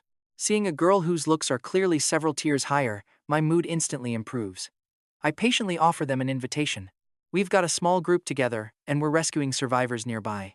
I ask if they plan to join my team or survive out there completely on their own, making sure to sound incredibly friendly and approachable. Plus, it really helps that several girls are standing right behind me. Lyra gradually lowers her guard, nodding in agreement as the system chimes in perfect synchronization. Target Lyra. She is starving and nervous. The gold crystal core reward grants a special ability, but humans can only take one. This will continuously erode your physical constitution, so the system strongly advises me not to consume it. Slot the crystal core straight into a weapon. Turns out, taking down specific zombies gives you a chance at drops of different qualities. Target Nova. Status starving and terrified. Reward enhancement potion. I quickly scan through the notifications. Right away, I catch on to a pretty massive detail. These crystal cores do not just come from the system. Slaying normal zombies can actually drop these crystal cores too. That means other survivors could get their hands on golden ones. But I do not care. Items from the system are always top tier. Besides, I have plenty of ways to multiply my strength. Even if another survivor snags a golden core, they cannot compete with me. Still, it is a solid wake-up call. Out in this brutal wasteland, other supernatural powers definitely exist. To prepare for these hidden dangers, I need to keep checking in regularly. Right then, my gaze shifts past Lyra and lands directly on the quiet girl standing behind her. I am sorry. She is my younger sister, Nova. She suffers from a bit of a communication disorder. She barely ever speaks to anyone.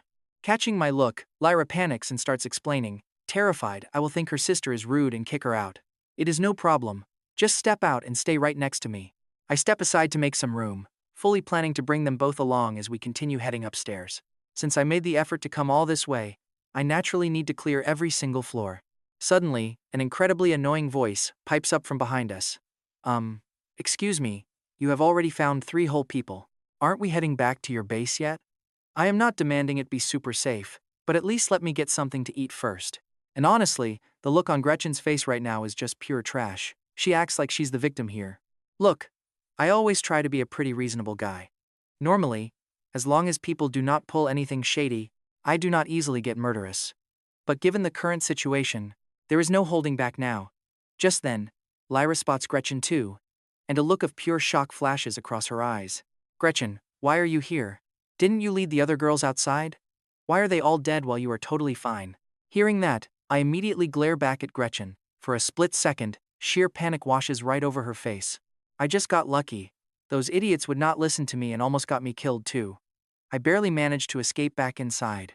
With those few short words, I instantly pieced together exactly what happened. My voice drops to absolute zero. Lyra, are you saying she is the one who gathered those girls and basically fed them to the zombies? She even tried to force us to go along with them. When I refused, she brought a whole crowd to scream and curse at us for ages. Lyra puffs her cheeks, looking so incredibly hurt she might burst into tears at any moment. I turn back to Gretchen. So that brain-dead idiot was you? With that, I lift my heavy cleaver and rest the cold blade directly against her neck. She stammers, asking what I am doing. She whines that she is just a girl, claiming she had no idea the streets would be crawling with zombies at night. She even blames the others. Well, she makes a pretty interesting point. So, for the 4th floor, she is going to stand right in front and lead the way. I point my blade toward the stairs, signaling her to move. She stammers, asking why a strong guy like me is not scouting ahead. Why force her first? I tell her not to worry. Since the 3rd floor was almost clear, the 4th is bound to be empty. Move it. I will be right behind you to keep everyone safe. She tries to refuse, but look at this. I am not playing around. My fist immediately meets her face. That single punch sends her crashing to the ground. Instantly, her face is swollen black and blue while a literal fountain of blood erupts from her nose. I ask her if she is going to crawl up those stairs herself, or if I should throw her. Pick one. Gretchen's teeth chatter from the absolute agony. She lies sprawled on the concrete, completely unable to get back up. She stutters, asking how I can hit a woman, desperately begging Serafina and the others for some help. But Serafina just stares right back with the exact same cold look I am giving her. There is no help coming. Talk back again. I dare you. The next thing hitting your face won't be a fist. Seeing that absolutely nobody is going to stand up for her, Gretchen feels like she is plunging straight into a freezing abyss. She can practically feel death breathing down her neck. Trembling like a leaf, she slowly walks to the front of our group. Cursing me a million times in her head, she silently prays the fourth floor is empty. With her heart practically in her throat, she finally takes her first step onto the fourth floor. Staring down the completely empty hallway, she lets out a massive sigh of relief. Thank God they refused to stand by me. At least God is protecting me. But in the very next second, her face drastically changed. From one of the dorm rooms with an open door, a zombie with half its face torn away crawled out. Instantly, Gretchen screamed in absolute terror, which immediately drew the zombie's full attention to her. She spun around to run for her life, but tripped over her own feet and face-planted hard. "Save me! I beg you! I was so wrong! Save me!" But the zombie pounced right on top of her, ripping a massive chunk out of her leg. Like a wild beast taking down its prey, the monster dragged her body back into the dark room, leaving behind only agonizing, heart-wrenching screams. Within just a few short seconds, that screaming began to weaken, until it faded away completely. Right at that moment, the system notification chimed. Target Gretchen's status is now deceased. Evaluation? Absolutely no comment. I just shook my head. I am so sorry. I really did not expect a zombie up there. But ignoring that fact, but let's be real, wasn't she at fault too? She lost her life, while I lost a whole 3 seconds of sympathy. Hearing Gretchen's voice fade away completely, the girls behind me looked slightly uneasy. But there was absolutely zero sympathy on their faces. Someone who got that many innocent people killed deserved to die 1,000 times over. Suddenly, zombie roars echoed from all around. The other zombies hiding in the dark corners had been drawn by Gretchen's loud screams.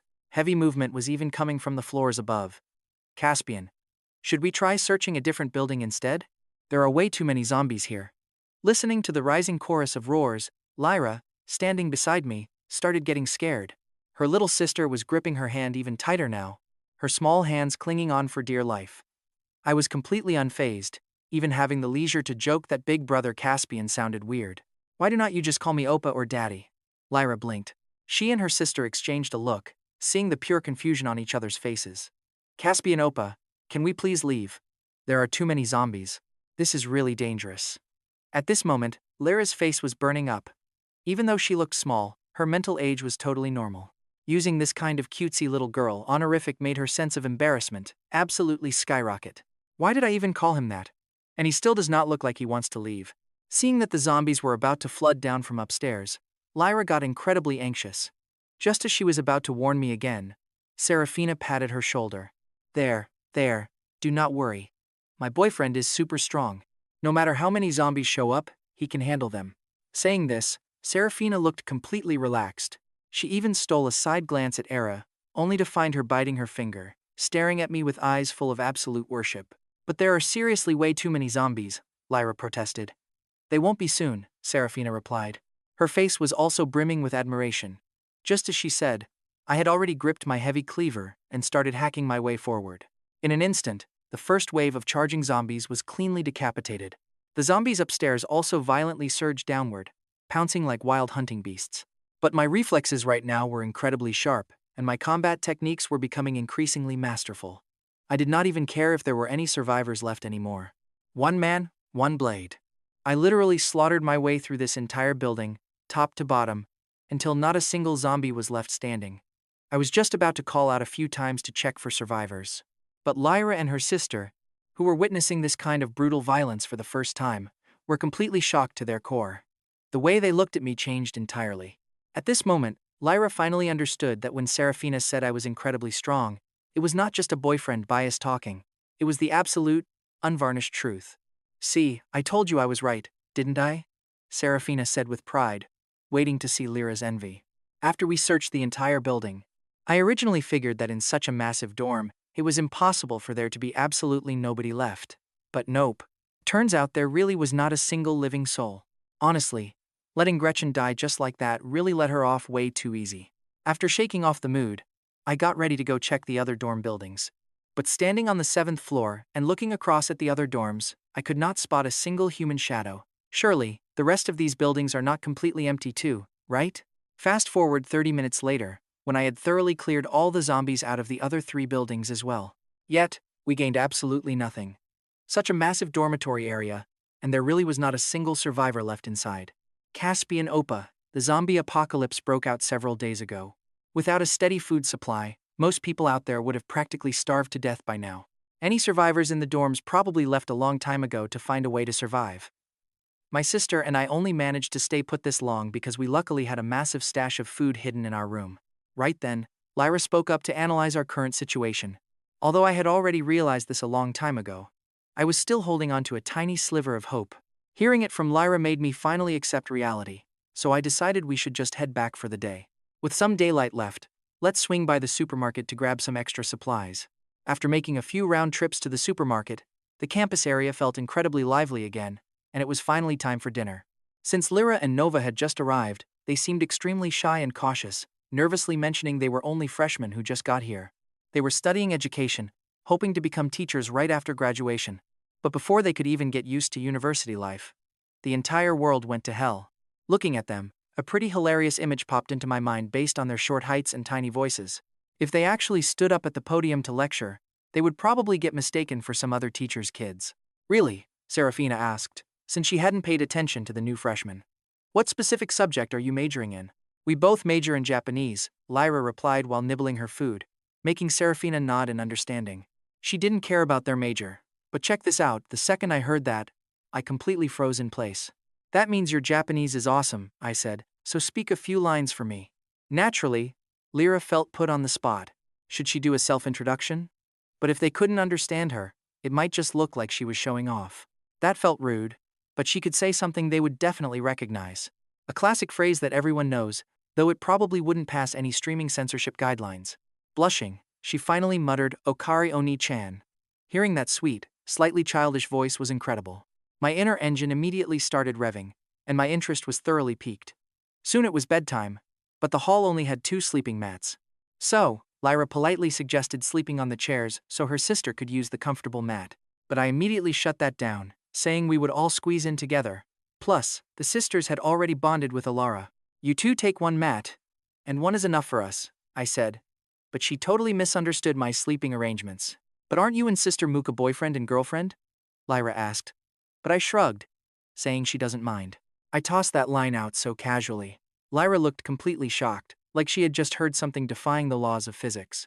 Even quiet Nova, who had not spoken a single word since we rescued them, couldn't help but let out a very confused little hum. Saying it was time to sleep, I pulled Muka close and planted a deep kiss on her cheek right in front of them. What do you think you're doing? Seeing this, Serafina yelled out in pure jealousy. She immediately ran over and aggressively threw herself into my arms as well. Honestly, this wild and harmonious scene brought a massive shock to these 2 sisters who only wanted to teach the youth. Sister, what are they doing? Nova, do not look. Lyra quickly covered her little sister's eyes. She thought things would calm down once the lights went out. But watching the active silhouettes of 3 people moving in the pitch black, along with those unmistakable noises drifting through the room, made both sisters turn completely red all the way to their ears. Nova, let's just go to sleep right now. Maybe Caspian and the girls will finish up in a minute. Nova didn't say anything, just nodded silently. The 2 sisters huddled close together, squeezing their eyes shut and desperately trying to block out the wild noises. But they quickly realized that closing their eyes only made every single sound feel 10 times louder. Sister, I feel a bit hot, Nova whispered, opening her eyes. Her gaze drifted restlessly, while Lyra bit her lip in frustration. In truth, Lyra was completely lost, because she was starting to feel pretty hot herself. With no clue how to calm down, she just kept telling herself it would end soon, enduring it all the way until daybreak. Having been mentally tortured all night without a wink of sleep, Lyra just stared blankly at the ceiling with lifeless eyes. She expected the noise to stop quickly, but she had severely underestimated my incredible stamina. It took a very long time before things in the room finally settled down, and by the time she could actually sleep, she found herself completely unable to close her eyes. Next morning, I asked her why she looked so exhausted and if she slept poorly. Staring at the completely exhausted Lyra, I asked the question even though I already knew the exact answer. I'm just not quite used to this place yet, Lyra hurriedly explained, trying to hide the wild scenes she witnessed last night. Sleeping on the floor is indeed uncomfortable, so I am going to get you a proper bed today. That is way too much trouble, Lyra politely declined, but I said it is totally fine, since I plan to bring some back anyway. Providing you with a comfortable environment is just my duty. Are you hungry? Eat up, since you hardly ate anything yesterday. Meanwhile, Serafina and Era were totally exhausted from last night's rigorous activities. They were still sound asleep. And Lyra's sister? She was not awake either. Looking at her expression, she had slept pretty soundly, so I casually picked out some food and handed it to Lyra. Since you are not familiar with everyone yet, If you feel too embarrassed to eat a lot now, you can always eat more later. Do not worry about having enough. Lyra happily thanked me as her heart felt warm. She never expected me to be this considerate. Out of pure habit, I reached over and patted the incredibly obedient Lyra on her head. Feeling my large hand landing on her head, Lyra's delicate body stiffened slightly. Her face rapidly turned red, wondering if this was just a comforting head pat. Probably, maybe. And Lyra's tiny heart started getting nervous. She did not overthink it, but to her, a head pat was usually reserved for incredibly close people. Even if I just wanted to comfort her, she still felt a little weird about it. But it felt really nice, and gradually, she relaxed. Even the mental tension from her insomnia was completely healed. Sister, what are you guys doing? Suddenly, Nova's voice rings out from behind, making Lyra flinch. You can practically feel her panic. It instantly made her feel like a thief caught completely red-handed. She desperately wanted to pull her sister aside and explain. But right then, I had already naturally pulled my hand back and easily gave Nova a head pat too. This directly caused Nova to wake up instantly, staring up at me with a completely bewildered expression. Good morning. I smiled at her warmly, and she blankly replied morning while touching her head to feel the lingering warmth. Her brain was still struggling to process what just happened, so I took this moment to examine the two sisters. They looked practically identical, but there was a massive difference in their voices. Lyra's voice was delicate and sweet, while Nova's was softer and crisper, making her sound even easier to tease than Lyra. Asking if she was going to eat, I handed some breakfast over to the younger sister, too. Thank you, she whispered quietly, but her eyes never dared look at me. Watching the two sisters sitting together and burying their heads in their food, a sudden thought popped right into my head. Keeping these two around actually seems pretty fun. With absolutely nothing better to do, I simply sat right next to Lyra and started chatting with the two sisters. I effortlessly farmed quite a bit of favorability this way, but as we were talking, Alice woke up, too. The very first thing she did upon opening her eyes was start looking around for me. Seeing I had run off to the side, she completely ignored Lyra and Nova, walking straight up to stare at me with pitiful puppy dog eyes. Sister Mukshu is not awake yet, so can I hug you now? Saying that, Alice pursed her lips and sat directly on my lap to give me a sweet morning kiss, lightly nibbling my cheek while enjoying the moment. Can you blame them? The spectating sisters' hearts started racing again, completely unable to suppress their own rapidly rising heartbeats. Saying they were going to sleep a bit longer, Lyra pulled Nova down and lay flat, pretending they were already sound asleep. Hearing the two of them talk, Alice felt only a tiny bit embarrassed, but really just a tiny bit, turning her head back to look at me and asking if I could kiss her too. I just offered a slight smile and immediately kissed her, earning the truly awesome reward item, Blueprint Watcher. This intelligent android forged from special alloys can be commanded to protect the sanctuary. Possessing this blueprint allows you to easily submit materials, so the system will automatically craft the finished item for you. Looking at the check-in reward the system just gave me, I felt it was pretty damn good. If I can build a few later, having them guard the house would be fantastic. I gave her a highly satisfying kiss while Alice practically melted onto my body like a literal cat. Caspian, when Sister Mukshu is awake, can I still get a little closer to you, too?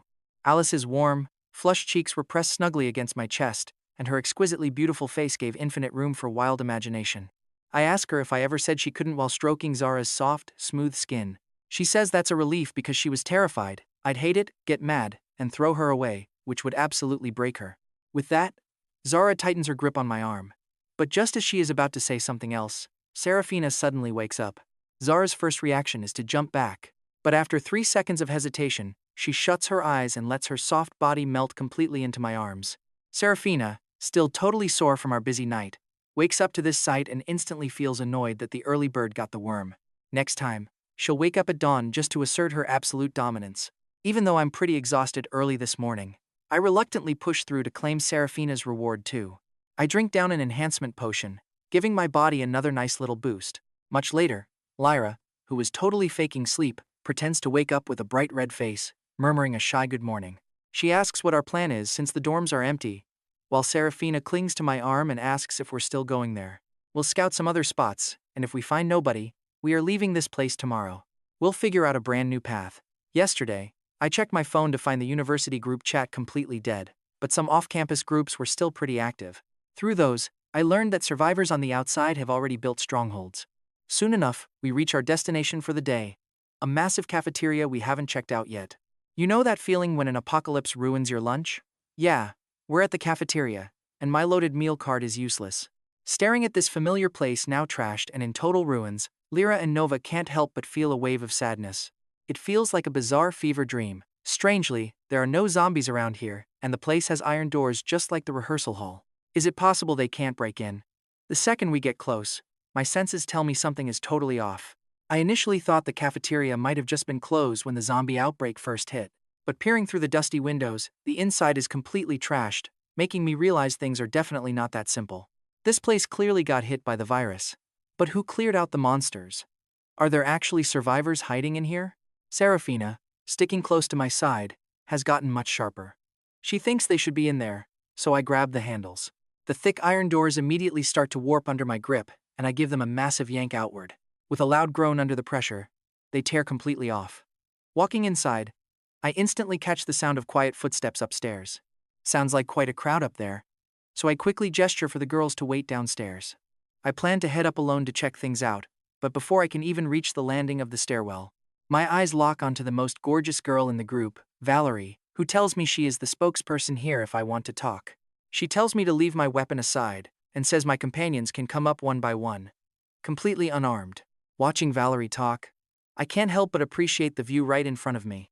She has this incredibly fit, athletic build, with lines that absolutely radiate pure youthful energy and strength. The muscle tone on her calves is absolutely perfect. She keeps her feminine charm, but from the slight twitching of her abs, I can tell her cool, calm act is 100% faked, making me want to laugh. Unsheathing the massive alloy cleaver from my back, I hand it over, telling her to hold onto it if she thinks I mean harm. Valerie explains she doesn't want to do this, but she has to ensure everyone's safety in the base. Thinking I'm unhappy with the rule, she quickly tries to explain herself while reaching out to grab the heavy blade. Wait for it, the instant she takes the blade, Valerie totally stumbles and almost faceplants. Luckily, her reflexes are sharp, and she instantly tightens her grip to stabilize the massive blade before it drags her all the way down. Squeezing out every ounce of strength from her workouts, she barely manages to keep the weapon upright. Seriously, is this a joke? What kind of total psycho carries a weapon this heavy, especially one meant for a single hand? Desperate to keep her tough leader reputation from shattering, Valerie quickly sets the blade aside and acts cool, so I smile and tell her she has my weapon now. When I ask if my girls can come up, she nods, secretly hiding her hands behind her back to rub her strained fingers. Valerie naturally assumed the other survivors downstairs would be guys. But to her absolute shock, the first one up is a girl so unbelievably gorgeous. One of Valerie's friends, Xiaoya, spots someone incredibly familiar in the crowd and instantly recognizes her as the wealthy princess, Serafina. She ignores the second-floor crowd and walks straight up to Caspian. She runs right over to my side, frantically checking me for any injuries. I don't hold back at all. I pull Serafina in and plant a deep kiss on her lips, making her blush completely red. She's used to my kisses by now, but we definitely have a massive audience today. Serafina buries her face. She stops me from teasing her in public, but the pure love in her eyes makes everyone completely jealous. Valerie and her group are stunned. The girls blush, wondering if this incredibly clingy girl is actually the famous princess. Valerie's jaw drops. She knows all about Serafina, the legendarily proud and untouchable high society princess. Why on earth is an elite princess acting so utterly lovey-dovey with some random guy? Then, a dark thought hits Valerie. It's the apocalypse, society has crumbled, and Serafina is just a defenseless girl. She must be acting like this because she's being threatened or forced. Just like that, Valerie's opinion of me completely bottoms out. But she decides to keep quiet for now. She watches in silence as yet another gorgeous girl walks upstairs, an elegant beauty with such a stunning figure that it actually makes Valerie feel pretty self-conscious. Ara is basically glued to me. The moment she reaches the top, she leans right against me. This sight completely seals the deal for Valerie's wild theory. She's absolutely sure both Serafina and this new girl are being horribly blackmailed. Her fists clench in rage, but she can't play hero just yet. Instead, she starts worrying for her own girls. But get ready, because Valerie's jaw completely drops next. Two adorable, sweet little girls who barely reach her waist walk up next, immediately sprinting right over to my side. All right, everyone's here, so we can finally talk business. But why do you look so incredibly disturbed? Are you disappointed we don't have more men? I ask Valerie, totally confused. But she isn't in a joking mood. She glares at me standing peacefully with all these girls. Boiling with rage, she yells out that I am absolute human scum. I am totally baffled. I haven't even done anything yet, right? How did I get labeled like this? What did I do? I ask calmly, not even slightly annoyed. You won't even spare kids, you're going way too far. Don't think. I don't know what you've done to them. Doesn't your conscience hurt at all? Valerie asks, pointing accusingly at Lyra and Nova with pure hatred in her eyes. Her friends glare at me with the exact same look, as if they're witnessing some absolute, horrific tragedy. Finally realizing what she's thinking, I just stare at them, completely at a loss for how to explain this mess. Luckily, Lyra catches on to the terrible misunderstanding. She frantically jumps forward, waving her tiny hands in panic. Hey, big sister, it's not what you think. Caspian is great. I look tiny, but I'm actually a college freshman. He just took us in, and absolutely nothing bad happened. Lyra's desperate plea softens Valerie's heart, helping her calm down. She asks if that's really the truth. Valerie asks about Serafina, and Lyra explains she's just Caspian's girlfriend. They're just really close. Lyra tries her absolute best to explain, but Valerie spots Ara leaning in even closer to me. And just like that, her suspicions flare right back up. But honestly, look at how Serafina is staring at me with absolute tenderness, like I'm her entire world. She clearly isn't being forced at all. But what about her? Valerie demands, pointing right at Ara. If Serafina is the girlfriend, why is she acting like that too? Valerie is completely lost, and honestly, Lyra is too. She has no clue how to explain this complicated setup. Is she supposed to just admit they have a very special, three-way relationship? Just as Valerie gets suspicious, Ara speaks up softly, claiming she's my cousin and this is just how we normally act. Valerie finally relaxes, realizing she really had this whole thing completely and utterly wrong. She quickly apologizes, dying of embarrassment over her wild, reckless accusation. Looking at me again, Valerie's opinion of me completely flips on its head. Protecting 4 girls in the apocalypse without ever crossing any lines? This guy is practically a total saint. While her mind raced, Valerie told the others to relax. Meanwhile, Serafina just stayed completely quiet. She somehow lied straight to their faces, claiming to be my cousin, knowing it was just an excuse to steal Caspian away. I am so sorry about earlier, she said. I did not know your situation and assumed you were some villain. That is why I acted like that. Caspian replied that it was fine, and asked to talk business instead. What do you need? If you want food. We do not mind. We have plenty of meat in cold storage here. The issue is we cannot carry it all out. Caspian told her he was not really interested in food. He straightforwardly laid out his goal, asking if they would consider joining his sanctuary, so they could all survive together from now on. Honestly, if we had a large crew, I would say yes. But our strength is pretty weak right now. If I hand my people over, and you cannot protect them, what then? Caspian met Valerie's doubt with a simple answer. It is simple. Just join us first, and I will share all my supplies with you. If you decide I do not have the capability, we call it off and you take some supplies. Either way, you cannot lose. Valerie asked if he had enough.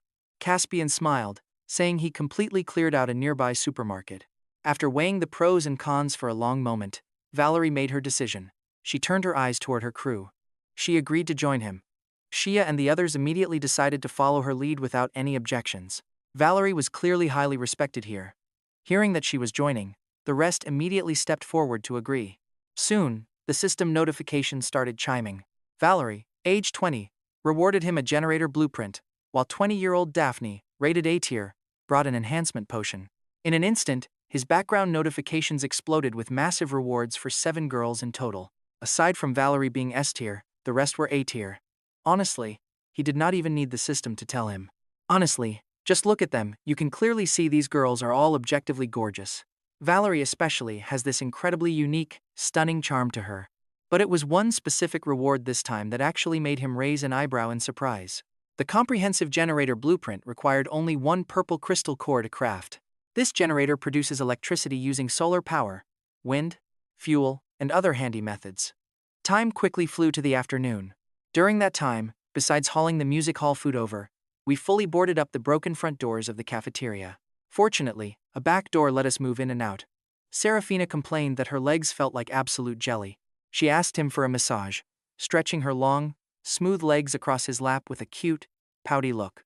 It was a simple favor he could not refuse, so he nodded. Serafina quickly glanced around the room. Once she saw that nobody was looking, she quickly leaned in and gave Caspian a sweet kiss, then shut her eyes, letting him massage her tired legs. Upstairs in the cafeteria, Valerie had cleared out the booth tables to turn the partitioned areas into private bedrooms. Originally, everyone could have slept in their own room, but Caspian still ended up sharing with Serafina, while Lyra and Nova shared a room.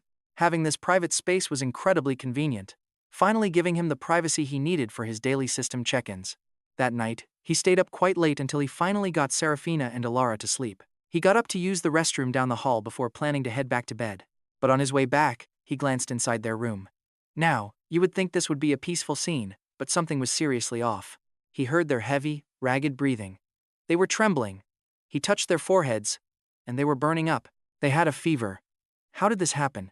Why did they keep this sickness a complete secret? He sighed. They were suffering in silence, too embarrassed to speak because they feared causing him trouble. That had to change. Right now. Caspian pulled up the system panel and opened his hypnotism skill. He added a new modifier, making his companions much more willing to speak their true minds, applying it to everyone.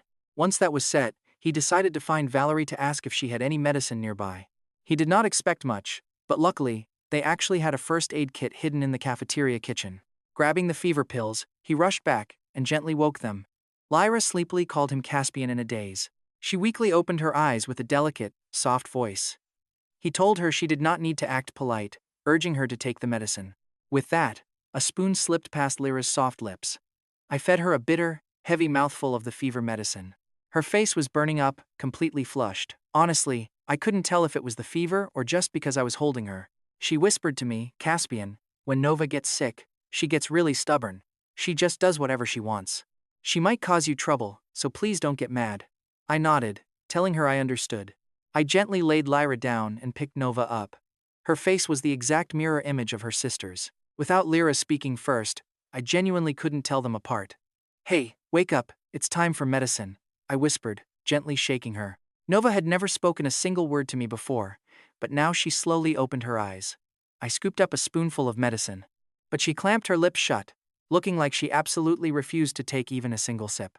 Come on, it's time for medicine, I coaxed. But then, in a tiny, quiet voice, she whispered, feed me. This was her very first time speaking to me. Her voice was somehow even softer and sweeter than Lyra's. I was totally confused, asking her if I wasn't feeding her already. But her next words made me freeze instantly. She looked up and told me to use my own mouth to feed her. Seriously, can you even believe this? I was completely stunned to hear that coming from someone as incredibly shy as Nova. Was this her being stubborn? Or maybe the system command I just used made it easier for her to reveal her deep, hidden desires. So the effect does not change their minds. Meaning, everything Nova is doing right now is exactly what she wanted all along. Well, I guess that's possible, I muttered, feeling pretty unsure. I took a mouthful of the bitter liquid, still wondering how I was actually going to pull this off. But before I could decide, a groggy Nova leaned straight in. Our lips met, pressing together in a soft kiss. Just like that, her tongue actively pushed past my lips, taking in the medicine. Before long, every drop was completely gone. Honestly, it made me feel a bit embarrassed. With Serafina and the other girls, it felt like a real, mutual relationship. But kissing Nova, who looked just like a delicate porcelain doll, gave me this tiny, guilty twinge of moral decay. Wait. The medicine is totally gone now. Nova, what are you doing? I tried to pull back, but Nova completely latched onto me. She wrapped her arms tight around my neck, her lips absolutely refusing to let go of mine. If I really wanted to stop her, I could easily just pry her away. But seeing her act so incredibly passionate, the hand I raised to push her away just dropped. I couldn't help but feel a sudden, intense curiosity. I genuinely wanted to see just how stubborn she could get, and what else she secretly wanted to do. After receiving a black gold dagger as a reward for Nova, I collapsed back onto the sleeping mat, letting out a heavy sigh. My brain was totally fried. Stubborn? No. She was absolutely incredible. After resting for a short while, I checked both of their foreheads. Seeing that their temperatures were finally dropping, I stood up to head out. But the second I sat up, a tiny hand gripped me.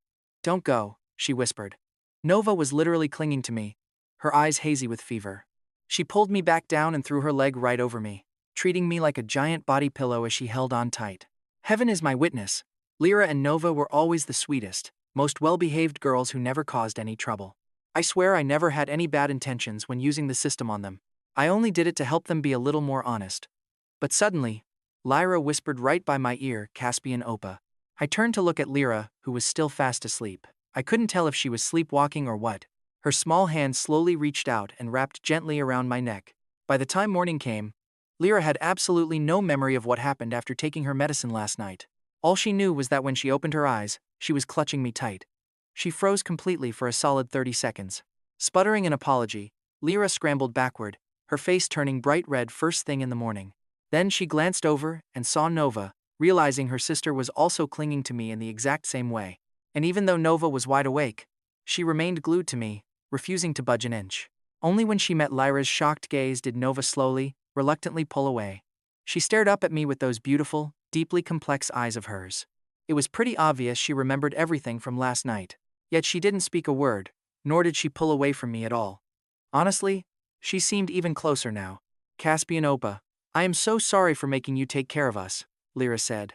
I smiled, telling her it was fine, as long as they didn't hide being sick next time. That just makes things harder. Lyra nodded quickly, looking exactly like a little kid caught red-handed. Get some rest. I'm going to go find Muku, Ara, and Nova. What were you doing last night? Just medicine, Nova replied, sounding pretty guilty. Is that so? As long as you didn't cause trouble. By the way, why do you smell so weird? Probably the medicine, Nova thought, feeling guiltier by the second. Lyra gave her sister a pretty strange look, but didn't suspect anything too crazy. But looking down, she noticed a stain on the bedsheets, and quickly started calculating dates. Nova's period shouldn't be this early. Maybe lack of rest just threw her entire cycle completely out of whack. System check-in with Seraphina complete. Reward, enhancement potion. All check-ins finished, unlocking the perception tracking skill.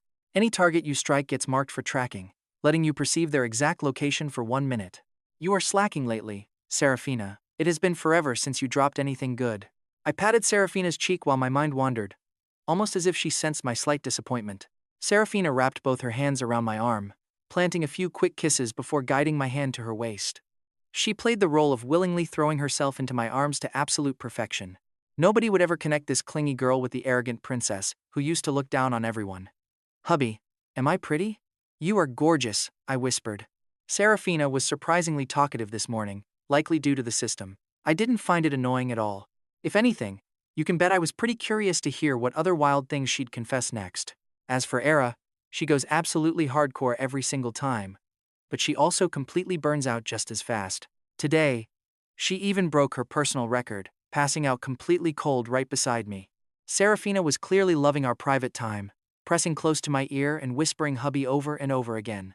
Do you think Era is prettier, or am I the absolute best? Hearing that, I felt a massive wave of pressure. I honestly had no idea what to say, but Seraphina was looking up at me with pure expectation and nervous anxiety. I hesitated for 0.3 seconds. You are the prettiest. Only then did Seraphina's face light up with smug triumph, her lips curling into a grin as if she hadn't been totally head over heels a second ago. Soon, everyone in the base slowly started waking up. But just when things are looking up, a massive crisis hits. The entire city's power grid just went dead. For Valerie and her group, just as life was starting to feel normal, their hopes plummeted right back into the dark. Right now, Valerie felt incredibly lucky for the choice she made yesterday, or she'd be completely lost. With the grid completely down, all the meat in their cold storage was going to rot. Even though they could rely on my supplies now, they couldn't bear to waste that meat. But what could they actually do? The mood at breakfast was pretty depressing because their only remaining food option was meat. Imagine eating heavy, greasy fried pork first thing in the morning. Valerie and her crew were already sick of it. But for me, Seraphina, and our group, this was the very first hot meal we'd had in days. Valerie sat with the other girls on one side, and the mood over there was incredibly gloomy. Meanwhile, I sat with Seraphina and my crew, and everyone was in pretty high spirits. Seraphina took tiny, delicate bites of her food, maintaining her absolute elegance without spilling a single drop of savory broth. Era's mind clearly wasn't on the meal. She ate casually, while secretly holding my hand under the table the entire time. Lyra was the most straightforward. Hearing they might starve later, she started rapidly polishing off every single scrap of food on her plate. But halfway through, she suddenly stopped. She noticed Nova hadn't even touched her chopsticks yet. She hadn't taken a single bite, her eyes completely glued to my side of the table. Nova, is your cold still bad? No appetite? Lyra assumed her sister was just feeling under the weather. But out of nowhere, Nova stared straight at me and asked with total seriousness if I could feed her. Hearing this, Seraphina and the others completely froze. They all turned to stare at the quiet girl in disbelief. She wants Caspian to feed her? They genuinely wondered if their ears were playing tricks. But before they could even process the shock, I had already agreed, asking her what she wanted to eat as she pointed at my plate. I slowly picked up a piece of crispy fried pork with my chopsticks and leaned in to feed her. Since Nova was sitting right next to Era, seeing her act this bold left Era completely lost. Nova happily takes the food. She chews. Then before a single soul can even react, she leans right up and plants a kiss on my cheek. Instantly, the whole table goes completely, utterly silent. Nova, what are you doing? Lyra is so terrified that tears instantly swell up in her eyes. Panic mode. She grabs Nova, yanks her back. She is totally ready to lay into her. Talk about a total system crash. Her sister's brain was completely short-circuiting after seeing that wild move. In the end, Lyra shoves Nova's head down to force a bow, bowing deeply herself while begging for forgiveness, yelling that she is so incredibly sorry. She says Nova must still have a fever and isn't thinking straight, promising to take her back to rest immediately. Don't be mad about the sudden kiss, she begs, but Caspian's actual girlfriend is sitting right there. And yeah, she is right to worry, because Serafina's pretty face immediately darkens, while Era stares absolute daggers. Lyra feels like a panicked parent whose kid just wrecked a home, with the rightful wife now demanding answers. She feels immense guilt, completely helpless. Right then, Valerie walks over, looking at Lyra with total confusion. I tell them Nova just accidentally bumped me. So let's pretend nothing happened, as long as everyone is fine. Valerie speaks up, saying she is taking the meat out of cold storage to defrost so they can boil and fry it in batches. Cooked meat won't last forever either, she notes, but it's still way better than just throwing it all away. That was the only realistic solution Valerie could come up with, but I immediately speak up and stop her right there. No need to rush, I tell her, recalling a generator nearby and promising to head out soon to look for it. Valerie whips her head around, shocked, but her excitement quickly dies. She asks if a generator can even handle the heavy power demand and where they would find fuel anyway, but I reassure her that I've seen it before. The power output is absolutely enough, and the fuel system is a high-end piece of tech the university obtained internally. It runs on wind, solar, or even coal, even if it can't run the freezer. Bringing it back helps us out in tons of other ways. But Valerie refuses, calling it too dangerous. I can't let you risk your life for some machine that might not even end up helping us, she says firmly. She shuts it down completely. A machine like that would be indoors, meaning I would have to enter high-rise buildings crawling with flesh-eating zombies. Don't worry, I have my own ways. Ignoring her objections, I give her a playful, teasing smirk and say I didn't realize she cared about me this much. Of course I care, we're all friends, she stammers, asking how she could let me do something so risky. My sudden teasing throws Valerie off balance. She has no idea how to react. She immediately plays the friend card to save face, but I insist on heading out, telling her she can trust me to stay safe. Honestly, I'm way more worried about this base running into danger while I'm gone. Realizing I'm absolutely not backing down, Valerie stops arguing and tells me not to worry about a single thing back here.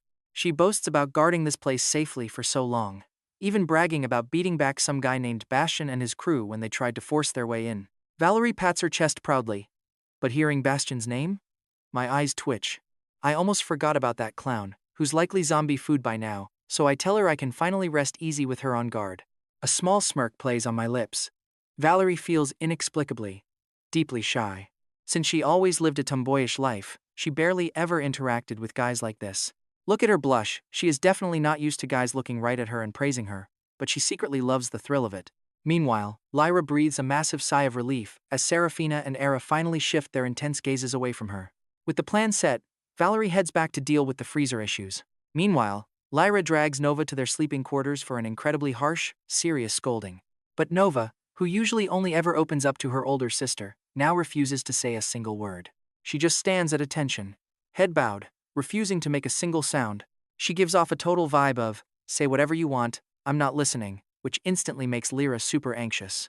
Her sister won't even listen anymore. Is this her sudden rebellious phase kicking in?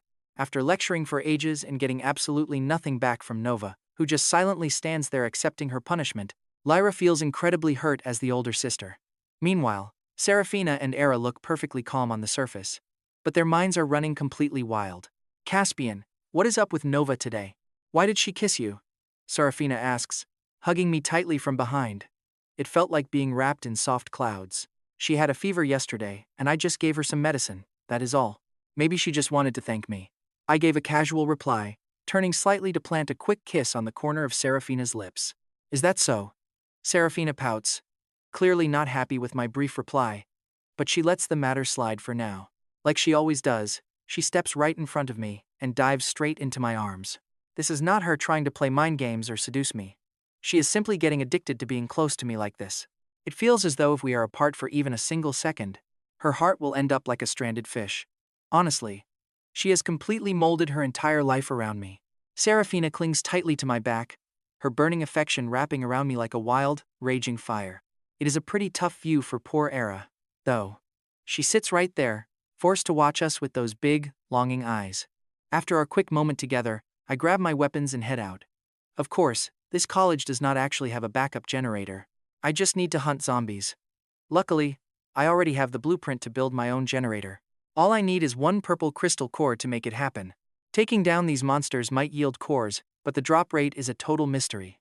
I have slain countless zombies by now and have not even glimpsed a common blue core yet. Seriously, you can guess how rare they are. So whether I can build this thing remains to be seen. I just have to head out and test my luck today. No purple drop? No big deal. Nothing lost. Plus, finally, I could stretch my limbs properly, sighing as I cracked my stiff back. Downing all those enhancement potions really paid off, making my physical stats shoot up daily. But before, traveling with Serafina and the rest meant constant worrying and being way too cautious about everything. Honestly, it was just suffocating, keeping me so severely restricted. Today, I finally felt completely relaxed. Lifting one foot, I launched myself forward from a dead stop. My speed was so crazy fast, it even caught me off guard. This was my first time running at full throttle. Sprinting through the campus, I skidded to a dead stop right at the edge of the wide sports field. The green artificial turf was stained a deep crimson. Bones lay scattered everywhere across the hot ground, baking in the sun and giving off a horribly rotten stench. Yep, those are zombies, and they were just wandering aimlessly across the field. But it made no sense. Why would there be zombies standing right under the blazing sunlight? Every anomaly happens for a reason. Let us find out how these freaks differ from your average zombies. Spotting a human, they let out deep, hoarse growls. Hunting instincts kicked in, and they shambled toward me, flashing their claws and fangs. But they were painfully slow, like old folks struggling to walk. It was only when I drew close that I saw something weird growing on their skin. Like a hardened armored shell. Feeling curious, I swung my sword, slicing one of the monsters, clean in half right at the waist. It was effortless, but I felt a distinct resistance. These monsters are definitely starting to evolve. With a few quick sweeps of my blade, I cleanly and efficiently dispatched the rest. Just then, a translucent blue stone dropped, rolling right to my feet as a system pop-up confirmed I got a blue crystal core instead of a purple. Still, I recalled that gathering 10 blue ones would let me craft a powerful watcher. Keeping those around the base as bodyguards actually sounded like a solid plan. I stuffed the core away and headed straight for the nearest campus building. Getting close, I spotted over a dozen zombies wandering around. A whole crowd of them. None of them feared the direct sunlight, and their bodies did not look stiff at all. These monsters are way more agile than the field runners. Is the virus actually evolving faster? Before I can even think, a dozen ghouls lock eyes with me in charge. But check this out, 2 of them just stand completely still. They just freeze in place and let out a pair of blood-curdling shrieks. Suddenly, dark shapes start pouring out of the school building, swarming from every single door and window. Looks like a massive wave of regular zombies was just summoned. They didn't even spot me, yet they still surged right in my direction. Turns out these mindless monsters actually know how to call for backup and gang up on a guy now. I'm pretty surprised for a second, but that quickly turns into pure disdain. As I lift my heavy cleaver, my brain instantly cooks up a dozen killer battle plans. That is the power of the Close Quarters Combat Master title, a sweet reward from earlier. It basically gives me instant mastery over every single melee weapon. Air screams as my sharp blade tears through the horde, slicing body after body. Next, I throw up my left hand. Wind pressure. A violent storm erupts right in front of me. The howling wind completely drowns out their screeches. Right before the pressure drops, I fuse it with my purple flame. Fire spirals wild inside the cyclone. It swallows the entire area, melting zombie skin with horrifying burns. Then, 2 seconds later, the whole wind zone just straight up detonates. With that purple flame buff, they basically got hit by a bomb. Waves of monsters burn to ash. The smell of charred meat is everywhere, but the survivors are still hungry, totally blind to the danger. Wait, do not tell me. Yep, of course this move has a pretty annoying cooldown. I am locked out for 20 seconds. I just wiped out a massive swarm, but a fresh wave immediately takes their place, crashing toward me like a tsunami. Without that massive area attack to clear the field, gaps show in my defense. I slash down a few more, but staying still is suicide. If I don't move, I'll get completely surrounded by the horde. My absolute worst nightmare is unfolding. But it is fine. I trigger the defense field, the special barrier skill from my golden crystal core. An invisible wall of air slams down, isolating me and completely halting their advance. Buying myself some time, I coat my sword in purple flame. Right as my power reaches peak charge, the shield vanishes. I swing with everything.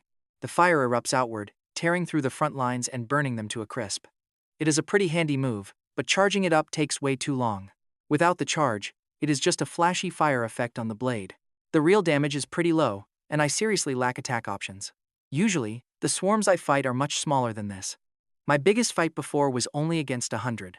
But now, there are hundreds in my line of sight alone. Factor in the ones inside, and we're looking at over 1,000.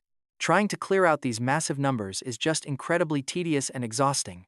20 seconds are up. I unleash the wind pressure again, fiery and purple, carving a path of blood. I weave through the tide like a ghost. Keep moving, keep swinging, constantly cycling my few active skills. Slowly, my combat flow gets smoother. Right when I cut their numbers down by over 300, something weird happens. The brainless monsters suddenly stop dead in their tracks. I freeze too, staring at them in total confusion. Then they move again. But they are not even looking at me. Instead, they turn and run back like maniacs. Talk about bizarre, what do you think is going on here? I think about it for 2 seconds before deciding to follow them inside. Right as I step into the main lobby, a massive explosion rattles the walls. A violent shockwave blasts outward, the zombies are ripped to shreds, and the blast wave is heading right for me. Luckily, my reflexes are razor sharp. I snap up the defense field, blocking the force and deflecting heavy chunks of falling debris. At this point, I totally lose my cool. I did not expect this at all. This place is not a military base or some chemical plant. What would even cause an explosion here? No matter how much I think, it makes zero sense. But the cracked school building cannot take any more. It is groaning, ready to collapse. I have to run. The second my feet hit the dirt outside, another deafening blast echoes right behind me. The massive tower cannot withstand the damage, completely imploding into rubble. Buried under the ruins, the remaining monsters are completely crushed while I watch. Then, through the thick dust, a few dark silhouettes emerge. Wait, there are actual survivors here? My brow furrows. As the heavy dust settles, I finally get a clear look at them. They were decked out in head-to-toe white, hauling heavy backpacks and hiding behind thick face masks. Judging by their build, the group had both guys and girls. Inside their hands, they clutched a strange chunk of raw meat shaped exactly like a brick. This mutation speed is absolutely terrifying. Only 2 weeks in, and look at this massive mess. Is this a good or bad thing? Who even knows? Honestly, just staying alive is a massive win. I cannot really ask for much else. But wait, someone is over there. Just like that, my little spy mission was busted. Every single eye locked right onto me. Hey, if I tell you I was just passing by, would you believe me? I probably look totally helpless. I swear, I did not stand here on purpose. But look at this, who would have thought that farming basic mobs would trigger a massive hidden storyline? Talk about a crazy turn of events. Instantly, a million crazy anime plotlines started racing through my head. Like, what if this virus is actually artificial? Maybe some mad scientist wanted to force human evolution and did a bunch of illegal experiments, which ultimately triggered the zombie apocalypse, making these white-clad guys the big villains. But then, I stopped. I cut my wild imagination short because it made zero sense. I have never seen a powerful, secret syndicate with 10 highly trained operatives look this incredibly terrified of a single guy like me. Right now, these mysterious white-clad intruders are just staring at me, their bodies freezing up one by one. They honestly look completely terrified of me. Suddenly, one of them chucks a smoke grenade. Under that thick cover, the whole squad instantly springs into action. I cannot really see what they are up to in the haze. But seconds later, a jeep comes roaring out from the ruins. Flanked by 3 loud motorcycles, they blast toward the campus exit, completely fleeing without saying a single word. They literally just turned around and ran. Are these guys joke characters? It is pretty obvious this apocalyptic outbreak is not their doing. No world-ending shadow syndicate would ever be this cowardly. Still, I do not plan on letting them get away that easily. After all, these are the very first non-students I have encountered here. Plus, they literally demolished a whole building. One look, and you can tell they are pretty special. No matter what, I need to catch at least one of them to get some real answers. Are the samples secure? Shut up and just drive. The guys inside the jeep frantically talk to each other. Suddenly, the passenger looks out and his face completely pales. Am I seeing things? That guy from the school, is he actually catching up to us? Are you kidding me? The driver immediately checks his rearview mirror. The expression hidden beneath his mask instantly freezes completely solid. He sees a dark silhouette carrying a sword, moving at a completely impossible speed to gain on them. He is right behind us. Behind us, it is a ghost. The biker yells in sheer terror toward the jeep. If you think this is wild, imagine being one of those three poor guys riding the motorcycles right now. Seeing that shadow creep closer and closer while having zero armor makes them feel like they are starring in a Final Destination movie. Right then, paralyzed by pure panic, one of the bikers loses control and slams directly into a fire hydrant. The whole motorcycle flips. Both the driver and their passenger are launched violently into the air. Looking back and seeing that terrifying silhouette closing in, the less injured rider scrambles up, lifts the heavy bike, and hops right back on. Save me. Now, the badly injured passenger reaches out, begging her partner for help. The person on the bike shudders violently in panic. He only hesitates for 3 seconds before starting the engine and speeding away, leaving her in the dust. Left behind, the abandoned female operative watches her team disappear into the far distance. Her eyes fill with total despair. Unable to take the agonizing pain from the crash, her mind goes completely blank, and she passes out. A sharp, unknown object has completely pierced straight through the woman's abdomen. Blood is pouring out fast. Her shattered mask falls away, revealing a delicate, incredibly beautiful face that instantly makes you feel bad for her. From her deep wounds, with her elegant face turning completely pale and fragile, trauma this devastating means even rushing her to an emergency room would barely save her. But luckily, I have that broken healing spell I got from Serafina. This ridiculous skill can easily heal literally any wound on Earth, except for the common cold. Why not a cold? Well, the system says a cold is just the human immune system doing its job. Since it is not technically an illness or a negative status, the spell cannot heal it. Heading back to that ruined pile of rubble, I immediately began digging around for the dropped crystal cores. Honestly, after sweating my absolute butt off for hours, I only managed to search through around 100 zombies, but scored 22 blue crystal cores and 2 rare purple ones. Staring at these glowing rocks in my hand, my system panel came up, and I quickly pulled up the Watcher blueprint, turning in 20 blue cores. I crafted 2 Watchers, and suddenly a bright flash of light revealed 2 human-sized androids standing before me. These guys were completely stark white, with incredibly solid-looking steel bodies.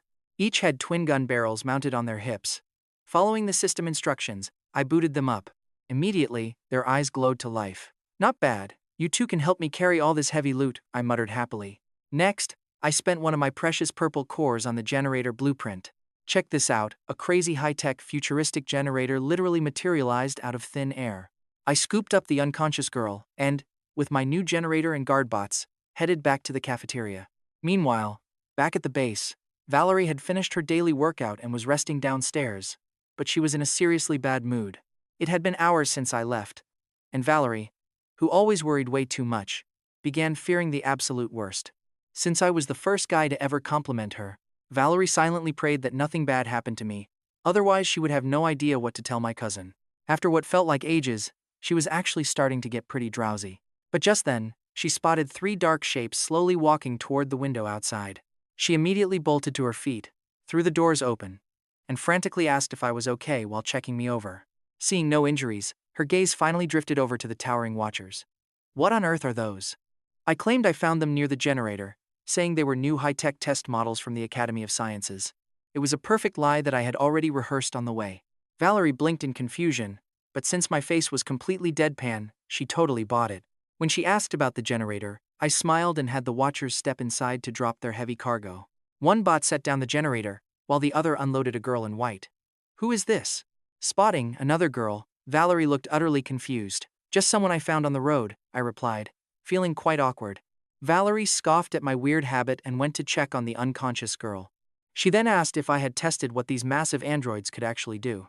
I told her they were smart security bots with powerful electromagnetic guns built right in.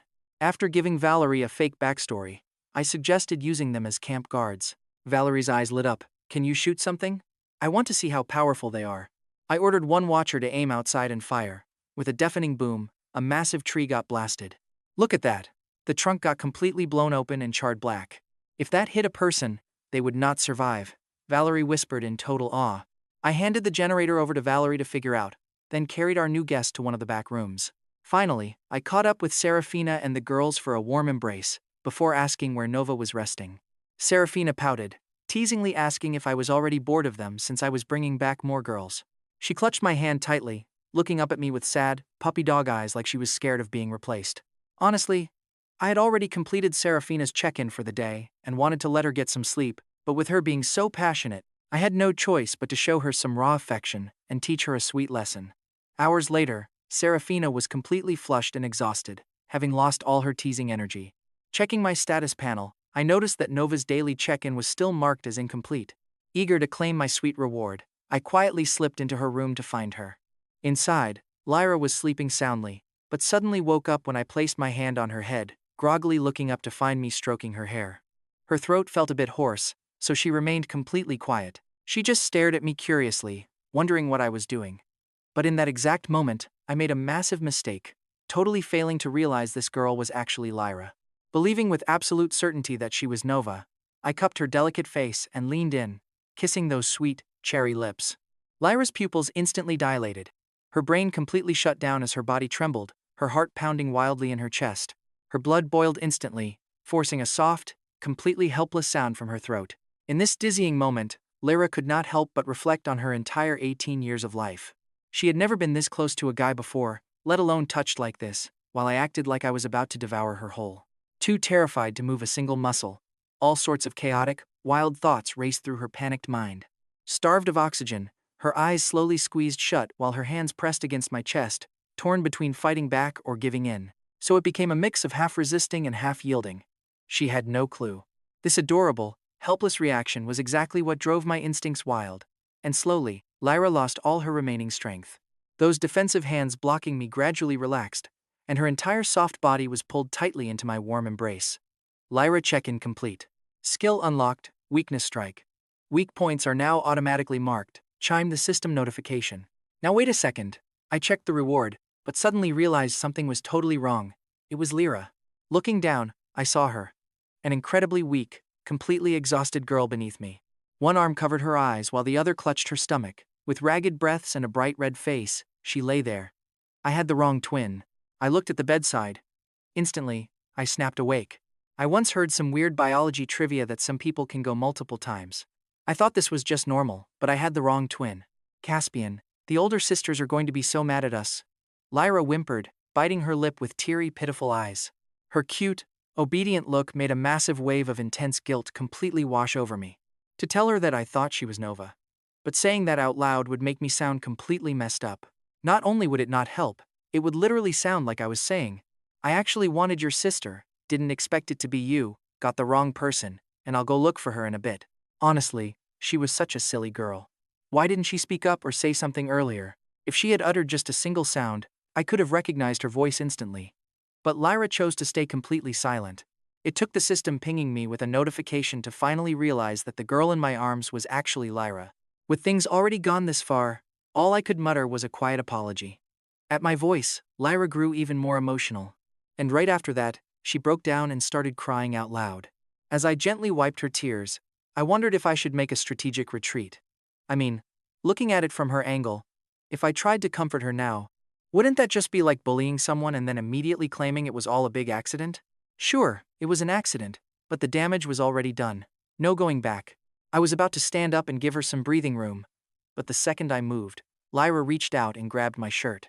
Still wiping her tears, she pleaded softly for me not to leave. Lyra felt incredibly insecure, panicking the moment I tried to pull away. Seeing her like that, I stopped moving and pulled Lyra right back into my chest. I stayed completely silent. I had no words. Facing thousands of ravenous zombies was much easier than this. Right now, I was totally clueless. Thankfully, Lyra cried a bit but didn't scream out those typical cliches about hating me. And here's the crazy part. What I didn't know was that her tears had very little to do with what we just did. The real reason she couldn't stop crying was because Nova had been incredibly disobedient today, which made her feel like a deeply hurt older sister. Worse, after this morning's incident, Serafina and the others stopped talking to her. She was bottling up all those negative feelings, and my sudden arrival finally shattered her emotional dam. When it came to me, her mental resistance was surprisingly not that strong. She was just totally lost on how she was supposed to look me in the eye from now on, leaving her completely suspended in anxiety. I could feel her petite, fragile body still shivering violently in my embrace. Her radiating body heat warmed me up like a self-heating pillow, this soft, tiny little girl curled up tightly against my chest. This peaceful silence stretched on for a while, before Lyra finally decided to speak up first. Caspian, why did you do that? Excellent. A completely fatal question right off the bat. But as I struggled to find an answer, she solved it herself. Do you like me? You have to forgive Lyra, because her innocent mind literally couldn't conceive of any other explanation. Would you only do something like that if you truly liked them? I do like you, I just rolled with Lyra's logic. But it was not really a lie. After all, who would not adore a sweet, gentle, and totally cute girl who speaks Japanese? Hearing that, Lyra's face turns completely beet red. Even though she shuts up, her heart is pounding so fast she feels like she is literally overheating. She is basically a human steam engine when she blurts out, Caspian, next time you want to see me, just ask. Just tell me directly. But as she says this, poor Lyra is so incredibly nervous, her words completely scramble. Wait, no, I do care. I mean, if it is Caspian. Wait, no, that is not it either. What I wanted to say was, if you actually do like me, Lyra completely trips over her tongue, totally losing track of what she is even trying to say. And right about now, my own slow brain finally decides to wake up and get the hint. Staring at this shy girl who can't even open her eyes, I gently lift her chin and ask if I can kiss her right now. Gulp. Lyra swallows hard, and her poor heart, which just started to settle down, goes completely wild again.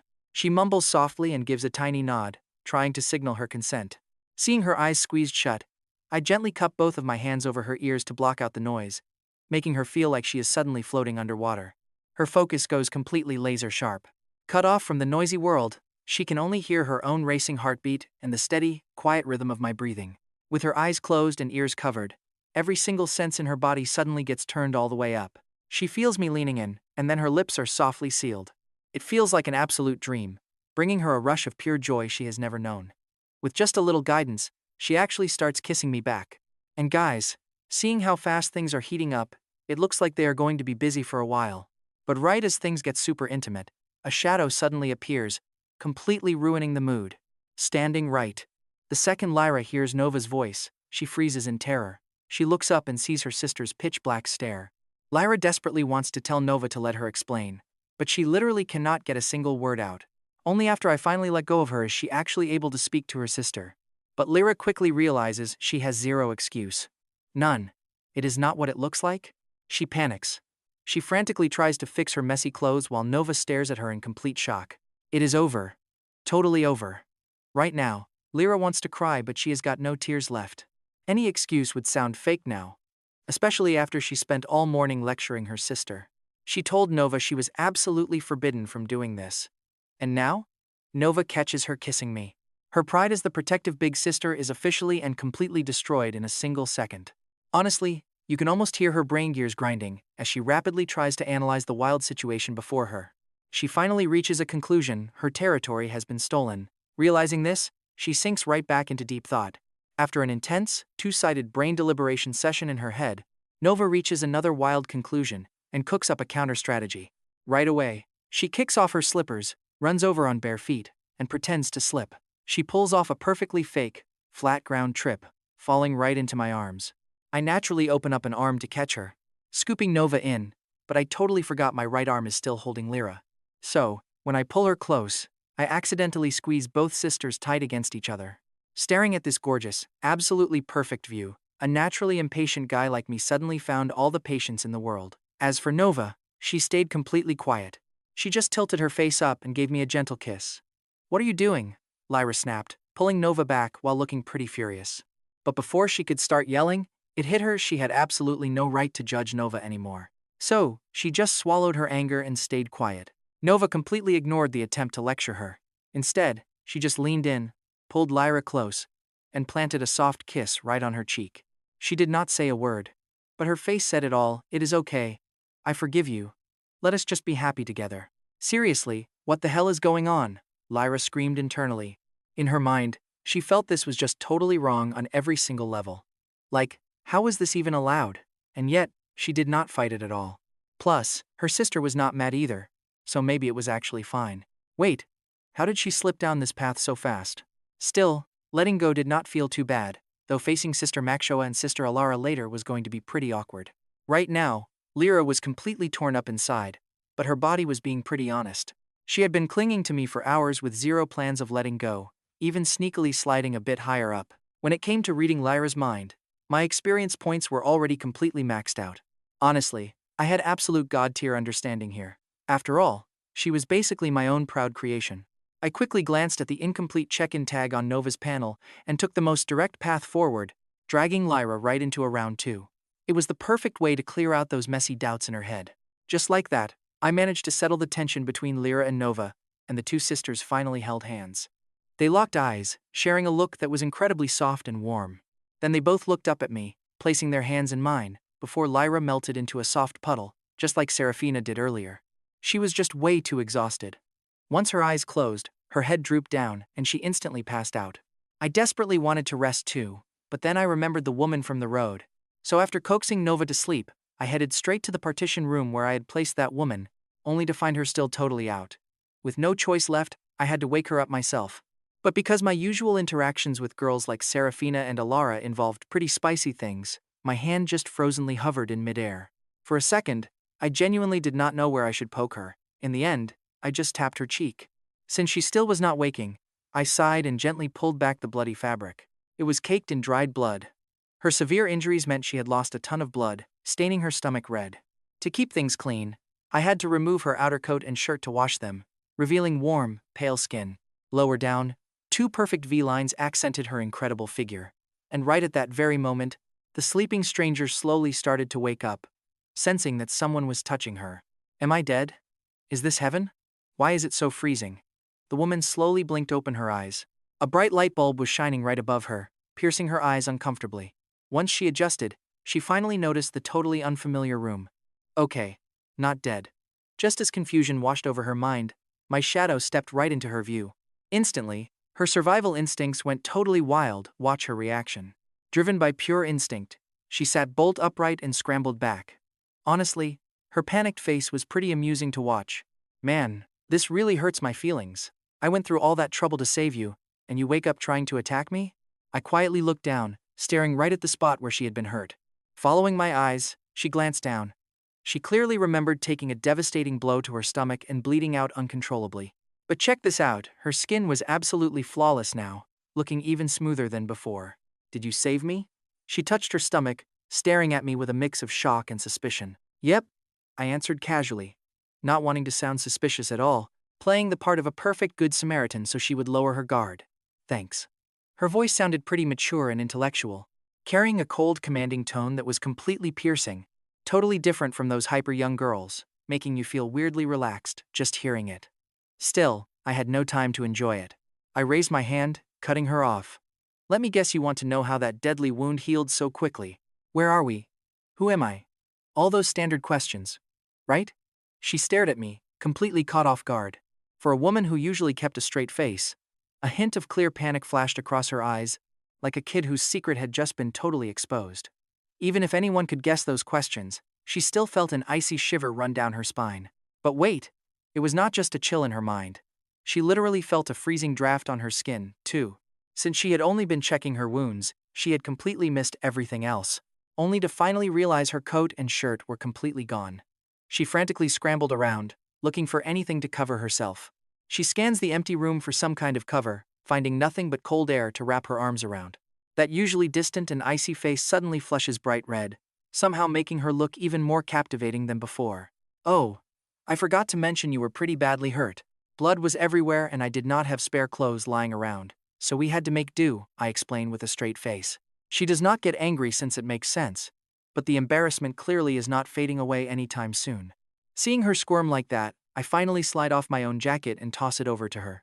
Toss this on for now, the name is Caspian, owner of this safe zone and the guy who saved your life. Thanks, she says, introducing herself as Harper, before quickly turning the tables to ask me a few questions of her own. Sitting down directly across from her, I offer to let her join my squad first. No strings attached, leave whenever you want. Surprisingly, Harper takes a moment to think, and actually accepts the offer. But deep down, she is dying to know how her lethal wounds were magically healed so fast. Right on cue, the system chimes in with a notification about 25-year-old Harper. A high rating nets, a sweet blueprint reward, a special blue crystal communicator that easily bypasses any signal jamming. She blinks in pure disbelief, asking if that horrifying zombie was actually me, and I just nod. I honestly figured she had put two and two together. Guess not. Check this out, she had no clue the guy with the sword was actually me, which explains so much. No wonder her squad ran for their lives. They literally thought I was some kind of ultra-rare special infected. Sure, I was soaked in blood and probably looked terrifying, but I literally spoke to them, did I not? She admits she heard something quiet, but assumed it was just the creepy groaning of a nearby monster. Harper rubs her hands awkwardly. Honestly, you cannot blame her at all for making that mistake. Imagine seeing a guy covered in blood and literally dripping with zombie guts, not exactly a human look. She secretly roasts me in her head, but then a massive realization suddenly hits her. Wait, if that was you, then you were the insane thing chasing our vehicle? Harper instantly freezes up, looking at my warm face as a cold chill shoots straight down her spine. Outrunning a speeding car on foot is completely impossible for any normal person, meaning I am definitely not human. I catch every single tiny twitch on her panic-stricken face, and my playful streak immediately kicks into high gear. Instead of calming her down, I flash her a mysterious, pretty sinister smile to mess with her head. Looks like you finally figured it out, I whisper, taking a step forward as her heart hits her throat. She is too terrified to move a single muscle while cold sweat drops down her forehead. Leaning right into her ear, I drop my voice to a dark whisper, claiming I started the zombie outbreak. In her head, Harper is already imagining the absolute worst-case scenario, and she is completely terrified. All the color drains from her face as her cool exterior totally crumbles into pure, shaking panic. But then I tell her I was just kidding around. Watching her face go from pure shock to absolute annoyance is gold. Cheeks turn bright red, and I just cannot help but burst out laughing at her. Talk about an emotional roller coaster. She is completely overwhelmed right now. This guy saved her life, but also completely ruined her peace of mind. He looks like a refined gentleman, but has a seriously twisted sense of humor. Anyway, you will figure all those minor details out eventually. I still have some questions for you though. Harper is internally screaming at my definition of minor. How is this whole situation minor? Regardless, I ask my final question. Did you lie to me? No, she blurts out, unable to look away from my eyes that seem to pierce her soul. I nod in satisfaction, staring at the system screen, confirming that Harper is indeed fully hypnotized. The lie detector effect is active, and honestly, truthful people are always my absolute favorite to deal with. Sure, she is technically older than me, but that does not stop me from running the show. You will stay here starting today, but you are still free to walk out that door whenever you please. Harper hesitates, then drops a bombshell she wants to go back. I paused, feeling quite confused. Logically, they completely abandoned her. She shouldn't even want to go back there at all. Turns out, her parents and younger sister are still at the base, currently working as part of the team. She tried to keep talking, but I cut her off. I wasn't angry, and I wasn't disappointed either. My face stayed completely blank as I told her I understood. She should rest, and I'll escort her back later. I asked if she wanted to meet the others. I had business to handle, so she'd have to wait here for a day or two. Harper just stared blankly, then nodded silently. She had prepared herself for wild reactions, anger, disappointment, or me forcing her to stay. She never expected this cold, quiet calm. But the less interest I showed, the more guilty and terrible Harper felt inside. But look at this, just when things get awkward, Valerie breaks the tension. She yells that the two Watcher androids I brought back actually have all kinds of incredibly funny, hidden functions. Classic Valerie. Always full of energy. Then she blinks, suddenly remembering something. She asks if this is the girl I rescued. I nod, telling her I just chatted with Harper. I explain she is an outside survivor and some kind of research scientist, asking Valerie to show her around. Since Valerie is practically vibrating with excitement, I hand the task over. She agrees, but drags me toward the androids. She keeps hyping them up, leaving me completely baffled. I had never actually tested the Watcher's special functions myself, so I was completely clueless. Valerie promises I'll see soon. She pauses, introducing herself to Harper as Valerie. Valerie sizing her up, asking if she can call her big sister since she is only 20. Harper nods, replying she is 25. 25-year-old Harper lowers her head, suddenly feeling a tiny bit of age-related insecurity around these young survivors. She never expected this group to be so young. Walking downstairs, I find our dark first floor completely glowing with neon lights. Bright, colorful beams are flashing everywhere, turning the entire lobby into a massive party lounge. 3 of our girls are right there, standing between those glowing metal androids, dancing to a loud, upbeat track. Honestly, their choreography is pretty impressive. It is just a shame they are wearing boring, everyday clothes instead of something a bit more interesting for my viewing pleasure. Honestly, You and I both know exactly where his mind is going. Meanwhile, Alara and the rest of the girls are standing around, acting as the audience. A wave of pure peace and relaxation, something completely alien to this brutal apocalypse, washes over us. Especially for Harper. Out there, she spent every single second of her life under crushing, high-alert stress. There was absolutely zero time to breathe. Between forced lab experiments and scavenging dangerous ruins, she was always hovering right on the edge of death. But watching this ridiculous, lively scene, she feels a deep, long-lost warmth of actual safety. These guys play music, have high-tier intelligence, and can even chat with you normally. Honestly, it feels like talking to actual humans. Valerie explains, secretly reaching over to poke me in the waist, whispering that she still cannot believe I dragged these incredible things back. She thinks I'm pretty amazing, and she's not just talking about the robots, but that crazy generator too. Those items didn't just solve basic survival. They wiped out a massive chunk of their security worries. As their former leader, Valerie feels incredibly relieved. I just brush it off. I tell her she's coming with me tomorrow to scavenge clothes. The word instantly triggers something. Valerie's eyes sparkle. I tease her about loving fashion, but she quickly denies it. She stammers that wearing the same old outfit is getting pretty shabby, so finding more is just a smart move, right? Valerie defends herself with a guilty flush, but then she accidentally blurts out more. She swears she doesn't just want to wear cute outfits, then immediately freezes, realizing her mistake. She facepalms, wondering if her fever returned. Why does she always spill her absolute secrets the second she looks at me? Meanwhile, my eyes slowly trail over Valerie's athletic, shapely figure, scanning her so intensely that her face turns completely crimson. Then, Alara walks right up, calling my name. She glances at Harper, a quick look of confusion passing through her eyes. Still, she keeps quiet and completely ignores the newcomer. She clung to my arm and leaned against my side like a fragile little bird. That was when the other girls finally noticed I had walked in.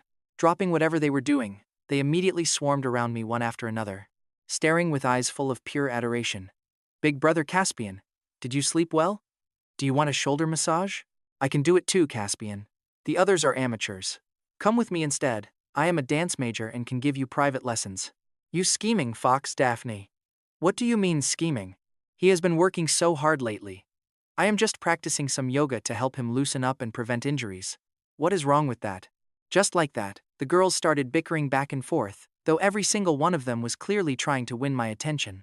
Even though they all knew Serafina was officially my girlfriend, they still kept pushing the boundaries, subtly testing the waters. Honestly, I did not mind it in the slightest.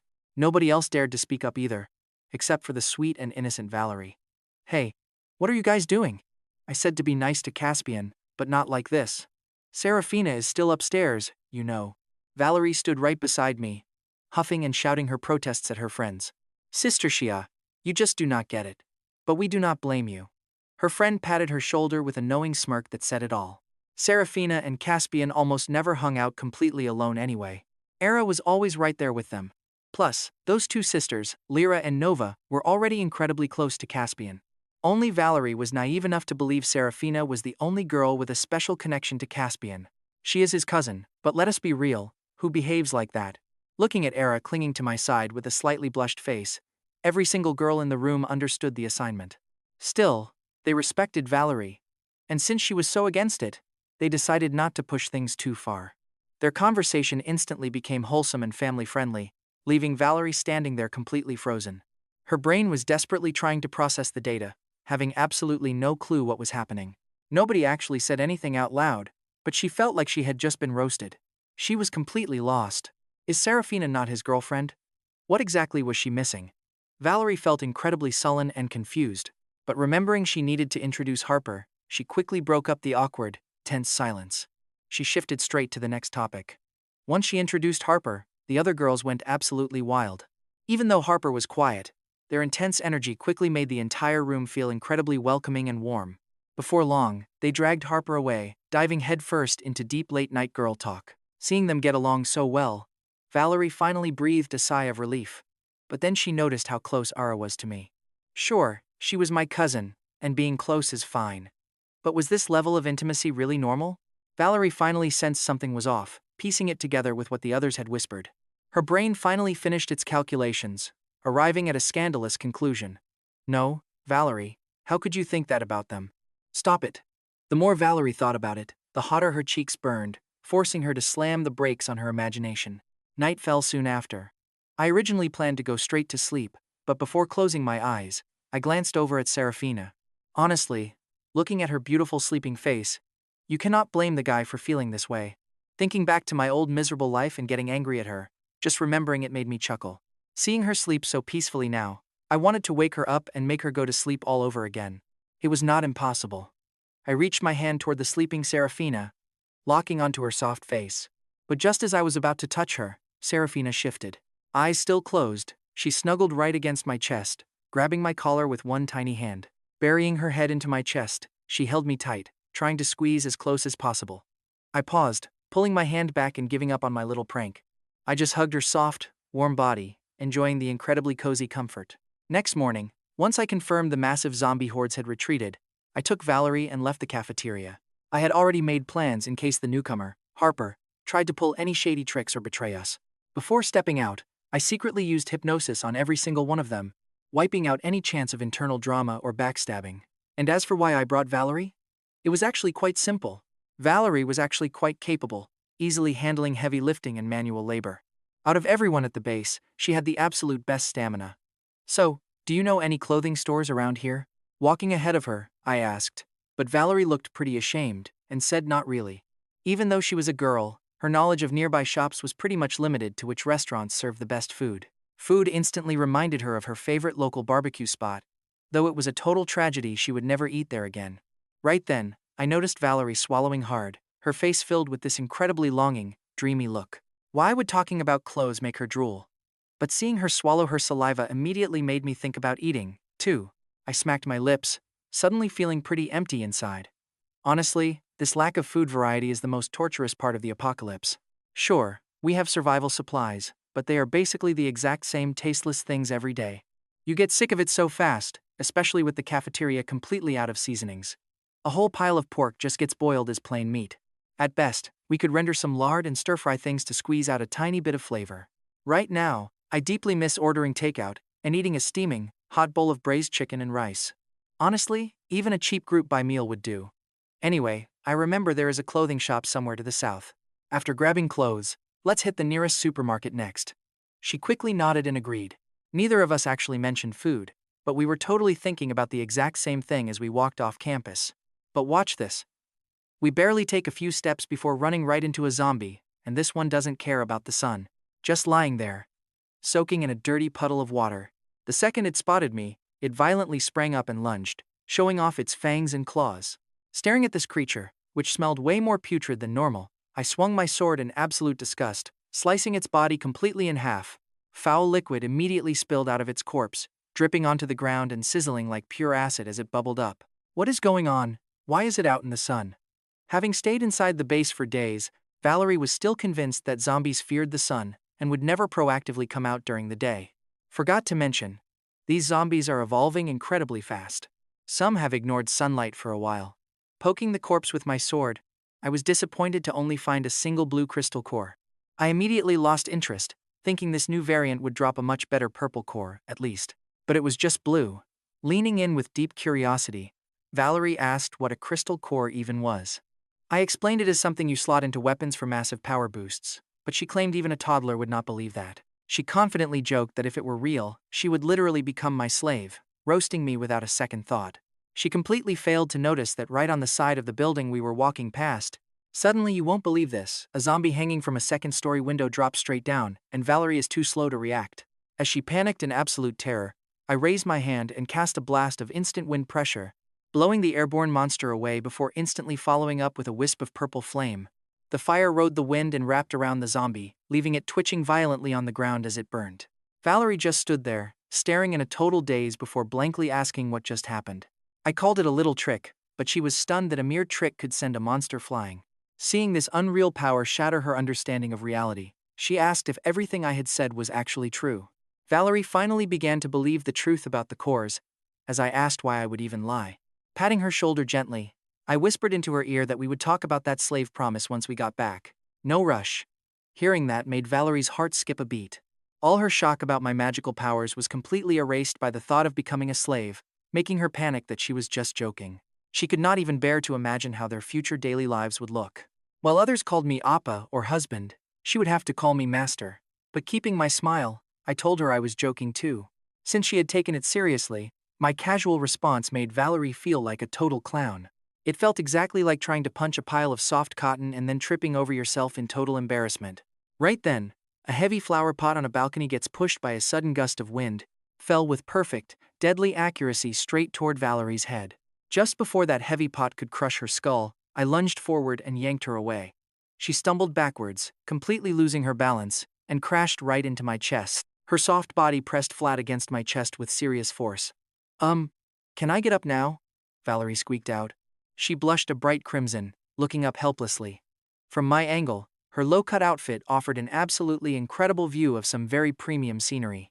I teased her, asking if her legs had turned to jelly. "If you are fine, I will let go," I murmured, acting casual.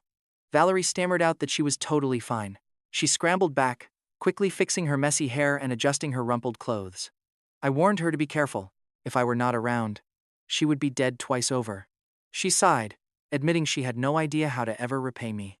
I told her she better think of something, since I really like people who pay back their debts.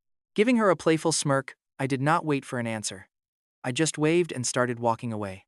Behind me, Valerie was completely panicking, agonizing over how on earth she could repay a double life-saving debt. Should she actually offer her body to him? Meanwhile, we arrived at a clothing boutique down the street. Once I cleared out the surrounding zombies, I began grabbing piles of clothes from the store racks. Honestly, you can't blame her. Valerie's brain was totally short-circuiting over the thought of offering her body to him. During our little post-apocalyptic shopping trip, she just wandered around. She blindly grabbed random clothes and shoved them into a bag, until I finally yelled at her to stop. I pointed behind me, teasingly saying she might enjoy wearing that stuff. But the other girls needed normal clothes. "Come pick those instead." Valerie did not get it at first, until she looked down. She was holding a skimpy outfit, made of a single layer of completely sheer, see-through mesh. Putting that thing on would literally be the same as wearing absolutely nothing. When we returned to base that afternoon, Lyra was already waiting for us. The entire group of girls lined up at the door to welcome us back. But I noticed Serafina and Ara were missing.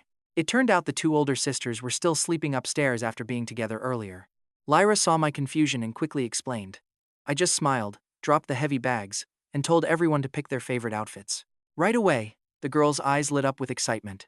They had not seen brand new clothes in forever. Some did not even have clean spares, yet none of them rushed forward to grab the loot. Instead, they crowded around Valerie and me, making sure we were safe. Only after checking on us did they start picking clothes. Some of them even started changing right there, completely ignoring the fact that I was sitting in the exact same room. They happily showed off their stunning figures without a care. Watching this unfold definitely kept me highly entertained. Then, two of the girls boldly slid over, sandwiching me on both sides. "Big brother Caspian is always so good to us. How should we ever thank you?" Daphne leaned in and placed her hand on my arm, gently tapping with her fingertip to test my reaction. Realizing I did not mind, she grew bolder, cooing about how tired I must be from the long trip. She offered to give me a massage, but the girl on my other side was not about to lose this battle. Her soft, delicate hands instantly began kneading my shoulders. And let's be real, she definitely wasn't trying to work out any muscle knots, but was blatantly trying to seduce me instead. Daphne teased, saying a simple shoulder rub was not enough for an art major like Hazel. She suggested Hazel take me away for a deeply private discussion about art. Hazel giggled, admitting she wanted me all to herself but did not want to steal my attention from everyone else. Hazel leaned in even closer as she massaged, pressing right up against me until we were constantly brushing against one another. Using her massive assets, which easily dwarfed Daphne's, she completely took control. "Caspian AA, when can we come play with you in your room?" The pair were mockingly copying Lyra's cute nickname for me. I kept my cool, but watching them do this from across the room made Lyra's face turn completely bright red with embarrassment. She realized that using that cute nickname actually sounded incredibly cheesy and cringe when someone else said it. Hearing them mimic her gave Lyra literal goosebumps. She wondered if she should change what she called me, but she quickly changed her mind. I was the one who requested it, so maybe I just really liked hearing her say it. "Opa, say something," Daphne pleaded. "If you do not like me, just say so, and I will stay out of your way." Just like that, both girls start tugging and pulling at me. Pure chaos, while the rest watch with intense, burning anticipation. But most of them are pretty shy, not daring to be this bold. Still, I am quite busy today. If you want to play, find me when I have some free time, I tell them, wrapping an arm around each of their shoulders. Following a quick, subtle moment together, I gently nudge them both back into the crowd of watching girls. Hearing my answer, a wave of pure joy washes over them. They nod obediently, shooting me incredibly suggestive, playful glances as they walk away. I do not stare for too long. Instead, my eyes drift over to Lyra and Nova Man. I missed you, Lyra. I tell her to come give me a hug. No hesitation. Lyra gasps in shock, realizing I am not hiding our closeness. She slowly walks up to my side, tilting her head back to blink those big, innocent eyes up at me. Because of our massive height difference, she can only wait for me to lift her up, making her feel a tiny bit awkward. So, I scoop Lyra right up into my arms. Just like that. She is incredibly petite, feeling way softer than a body pillow. Best of all, she comes with this built-in constant temperature system, making holding her in my arms feel absolutely incredible. Lyra tries her best to ignore the secret stares from the crowd. Her tiny hands grip my collar as she leans close to my ear. She whispers that she and Nova prepared a special gift, and you just know this is going to be great. Her warm breath sending shivers down my neck instantly sparks my curiosity, and I immediately ask where we are going to see this surprise of theirs. Not here, she whispers. Let us go upstairs instead. Her face burning a bright, crimson red. Smiling dotingly, I agree to her request. Upstairs we go. I carry Lyra straight up the stairs. As for Nova, she had gone up earlier to change clothes and never came down. She is likely waiting for us. Seeing me head upstairs with Lyra, the rest of the girls in the sanctuary can't help but wonder what is happening. But they quickly shake off those thoughts and get back to organizing all the supplies we brought back. Only Valerie sits silently in the corner, staring blankly into space as I follow Lyra's directions and carry her into a private room. I push the door open and freeze. Nova is standing there in a completely new outfit. She's pouting her cute little lips, waiting for us. And man, that outfit she's wearing looks incredibly familiar. It is the exact same sheer top Valerie picked out earlier, incredibly thin and completely transparent. A sheer mesh top that basically functions as nothing more than a jacket. She has black stockings on her legs and cute cat ears on her head, making her look adorable. Then, Lyra suddenly asks me to wait a second. She wiggles out of my arms and runs behind a curtain, only to step out a moment later wearing matching cat ears and white stockings. By now, Lyra's face is completely flushed red all the way to her ears. Too shy to say a single word, she tightly grabs Nova's hand, trying to find some comfort from her younger sister. Talk about a hilarious twist. She spent so long protecting Nova, only to end up hiding behind her when it matters. It is only after a lot of time has passed that I carry the sleeping sisters out, placing them both on a much softer mattress. But as I turn around to grab a glass of water, I suddenly spot a mysterious silhouette standing in the dark. She whispers that she and Sister Mukshu prepared a gift for me too, asking if I want to see. Hearing those incredible, and then I see them, leaning close with their fingers tightly intertwined, Serafina and Alara. They aren't nearly as nervous as Lyra and Nova were, but the looks they shoot my way are incredibly sticky and passionate. It instantly puts a massive wave of pressure on me. Did all four of them plan this? Well, I can never bring myself to refuse. So, I gladly accept their entire gift. No complaints. But seeing them holding hands really surprises me, since Serafina and Alara have basically been like fire and water ever since that tense incident. Even when the three of us hung out, you'd almost never see them acting this friendly with each other. They usually just minded their own business. And the phrase they said to each other the most was just to get lost. Yet here they are, acting totally harmonious. Truly unexpected. Plus, Serafina's entire attitude has undergone a massive, unexpected shift today. She's talking less, not desperately fighting for my favor like she used to, and feels significantly more well-behaved. She actually put her massive ego aside to reconcile and cooperate perfectly with Alara. Valerie calls out from outside. Dinner time. I yell back that we are just taking a quick break. Valerie tells us to hurry up because she's waiting, shooting a curious glance toward our private partition room. Who knows what she was thinking, but she headed downstairs completely alone. She was pretty naive and lacked real-world experience. She could still understand that much. This completely solidified Valerie's suspicions, delivering another massive psychological blow to her otherwise innocent mind. Meanwhile, I leaned back against the pillows, holding Serafina close with one hand on her flat tummy. My eyes, though, were locked onto the system rewards blueprint. Those Pioneer intelligent construction androids cost 20 blue crystal cores to craft. They can generate architectural designs from descriptions. Once you provide the materials, construction immediately begins. The reward skill, Frost Invasion, generates a massive, large-scale domain directly in front of you. It summons ice spikes to impale targets. Also, the passive empowerment massively boosts all crystal core skills. Drone reward included. This smart flying drone combines combat, medical, transport, scouting, and full support capabilities. What is up with you today? After closing the system, I lightly bit her soft pink earlobe. Nothing, she mumbled. I just felt like my personality was not very good, and I wanted to change. Serafina looked up and met my gaze. Expectation flashed in her eyes. What did you think of me today? Was I a little more attractive than those other two? Hearing this, I was completely stunned. Looking at Serafina looking so unusually nervous, I genuinely had no idea how to answer.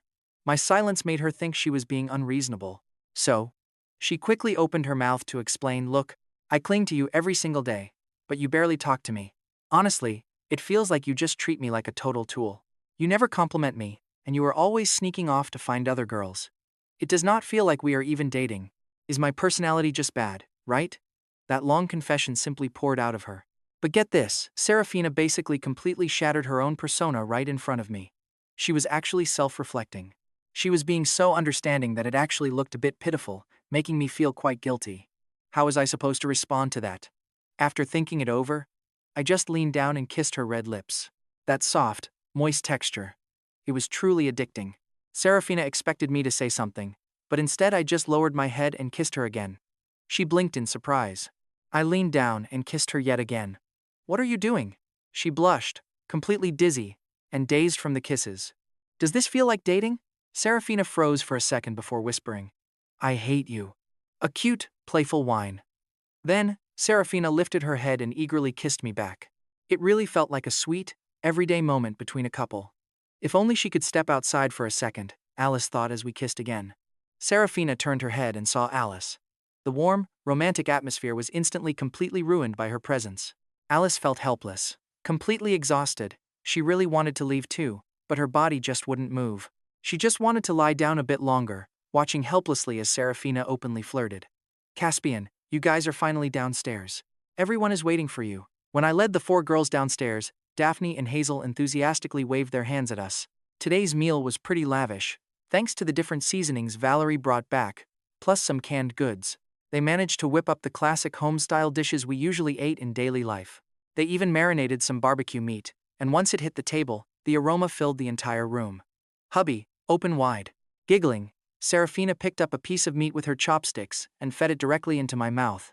The other girls let out a collective sigh, casting envious glances our way, making Serafina incredibly happy. Alice watched this and immediately copied her, feeding me another piece of meat. Caspian, Lyra called out softly. I looked over, and she immediately swallowed her words, muttering never mind. You can tell she really wanted to copy Serafina, too. But in this public setting, she decided against it since it might not look good.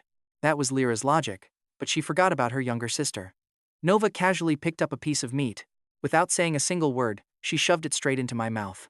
Lyra's first instinct was to stop Nova, but the words quickly changed into, well, since I am sitting a bit too far away, can you help feed him for me too? After being fed by the 4 girls, Hazel, Daphne and the rest wanted to join in so badly, feeling quite shy. They knew they had not reached the level where they could get away with doing that, except for their older sister, Valerie. Everyone's eyes lit up, turning their collective gaze toward Valerie. Hey, someone secretly poked Valerie. Aren't you and Caspian actually really close?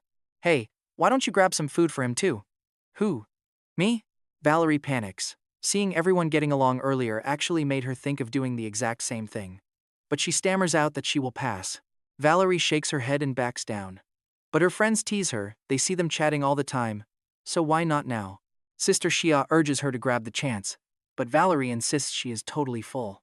With that, Valerie literally flees the scene, completely ignoring her friends' confused looks. They have absolutely no idea what is going on. She does not seem shy, and she definitely isn't angry. They really cannot figure out what is going on inside her head. Only I catch a quick glimpse of Valerie running off. Back in her own private room, Valerie sits alone in the corner, looking like she has shut herself off from the entire world. She presses a hand to her chest, trying to calm her racing heart, while staring blankly at the clothes hanging on the rack. These are the outfits she chose from the loot we gathered. A pretty skirt and a soft set of cozy pajamas. They are her absolute favorites, but she still hasn't put them on. Instead, she is stuck wearing her regular old everyday tracksuit. Just then, I place a hand on her shoulder. Valerie instantly jumps, asking who it is. Opening her eyes, she sees me standing there. Her face instantly drops into pure panic, and her entire body tenses up. She sits up straight like a soldier at attention, nervously asking what I am doing here. I point out the door was open. I tell her I am here to check on her. Since she is skipping dinner, we might as well talk about more important things. Like, has she figured out how she is going to repay me? She looks totally blank. Her brain totally short circuits. Seeing this, I play along, sighing that she is breaking my heart by ignoring the fact that I saved her life twice. I fake a sad look, while she finally remembers what I am talking about. Valerie quickly denies it, stammering that she has been thinking about it the entire time. She tells me she just couldn't figure out how to thank me, begging me not to think of her as some ungrateful person. I smile and suggest she share all her ideas. Who knows? Maybe one of them is exactly what I want. I reach my hand out as if to gently pat her head. Valerie gulps, her eyes completely locked onto my hand. Right at the last second, I pull my hand back. Oh, I am teasing her so bad, and it totally throws her into a panic. But then, Valerie sees my hand shift direction, heading straight for her soft cheek instead. I gently touch her left cheek, lightly poking and squeezing it like she is some kind of cute toy. This sudden touch sends her emotions into absolute chaos. I tease her, asking if she truly does not have any ideas. Valerie desperately wants to shout that she does indeed have ideas, because her mind is actually flooded with a ton of them. The only catch is that most of them are not exactly safe for TV. Blushing furiously, she finally musters up the courage to speak, offering to work like a horse and slave away like a cow for me. I chuckle and tell her to skip the animal stuff, asking if she has any better ideas. I hint at a much more classic phrase. Valerie blinks, wondering if he means she should be willing to die 10,000 deaths for him. I stare at her, completely speechless, before gently flicking her forehead and asking her a very specific question in a playful voice. What usually comes after a girl says she cannot repay her savior? Hearing this, Valerie completely freezes, her face turning crimson. Even her tan skin looks rosy pink as she stammers that she must pledge her body to me. Look at her panicking. Her brain is going into overdrive, trying to find any possible way to answer this. She could say it is inappropriate, or that she is not worthy, or that things are moving way too fast. She even worries about what the other girls would think, but after 3 whole seconds of deep, intense thinking, she makes her choice. Valerie quickly ducks her head in pure embarrassment, whispering that she is ready whenever I am. Since she is not pushing me away, I get a bit bolder, gently brushing my thumb over her soft lips. I cup her warm face in both of my hands. She has no clue what is happening, but she feels incredibly happy. Her face completely relaxes, feeling like she just got a soothing massage. Sadly, I step back after playing around for just a moment. I tell her I need to head downstairs, but I will happily bring some food up for her later. Valerie nods, saying she wants to stay here. Truth is, she is far too embarrassed to face anyone right now. Who knows what the others would think? I smile and remind her that Mokshu and the rest are exhausted. They will sleep early anyway, so she can take all the time she needs. Valerie kept muttering those 2 phrases over and over, almost slipping back into that terrified state from earlier. But this time was different. She wasn't shutting herself off. Her brain was completely overheating. Somehow, she had just agreed to something insanely massive, and there was absolutely no turning back now. I whispered for her to come in, keeping my voice low so Serafina wouldn't wake up. Then, the partition door slid open, revealing Valerie's nervous silhouette. She crept forward on her tiptoes, absolutely terrified of making any sound. Whispering my name, Caspian, her cute face looked so incredibly vulnerable and pitiful it almost broke my heart. She glanced at the sleeping girls, anxiously asking if we really had to do it right here. I shrugged, sure. Unless you want them waking up to watch us, which we definitely cannot do. Valerie shook her head frantically, her fists clenching so tight her knuckles turned white, desperately trying to calm her surging nerves. Standing up, I reached out to her. Valerie tentatively took my hand, immediately shivering at the intense, searing heat radiating from my palm. Her heart started racing wildly all over again. Cloaked in darkness, she couldn't read my face, making her feel pretty insecure about whether I was actually happy or just annoyed. Seeing her panic, I softly told her to calm down and not stress over things. This is totally logical and justified. Valerie kept chanting to herself, telling her heart she needed to act more mature. Stop zoning out, I said, gently guiding Valerie out of the room. Check this out. The moment we stepped outside under the window light, I could clearly see her entire outfit. Valerie had definitely prepared for tonight. She swapped her boring old tracksuit for a cute little bear t-shirt and a short skirt. Her hair was freshly washed, smelling clean, and holding that fluffy, blow-dried bounce. She smelled amazing, a sweet, warm perfume radiating off her skin that completely filled the quiet hallway. She had never dressed like this before, and I honestly couldn't stop myself from staring. Catching my intense gaze, Valerie blushed and asked if she had something on her face. No. I just thought you looked beautiful and wanted to admire you. Hearing that, she felt absolutely over the moon. Squeezing my hand a bit tighter, she quietly followed me back into her bedroom. She swallowed hard, standing completely frozen before slowly lifting her head to meet my eyes in the dark. No one else is here, she whispered. I nodded back, but stood perfectly still, without moving an inch. After 30 seconds of dead silence, she finally spoke up, asking if she was supposed to repay me. I said I was tired, so she could do whatever she wanted, and I'd just tell her if I was satisfied. Her mind blanked. Her pupils shook like a 10-magnitude earthquake. Seriously, is this guy even speaking human language right now? How on earth was she supposed to handle this? She stood there, completely and utterly at a loss. Forcing down her wild emotions, she took a deep breath. Sit down first, she told me. As her brain frantically tried to figure out what to do, she desperately tried to remember romance scenes from TV. Caspian, please close your eyes.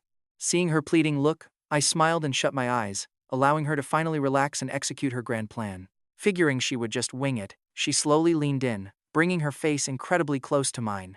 And then, right there in the dark, she purses her small lips and plants a soft kiss on my cheek. That sudden, brief contact sent an absolute jolt straight to Valerie's brain. Her heart rate spiked through the roof.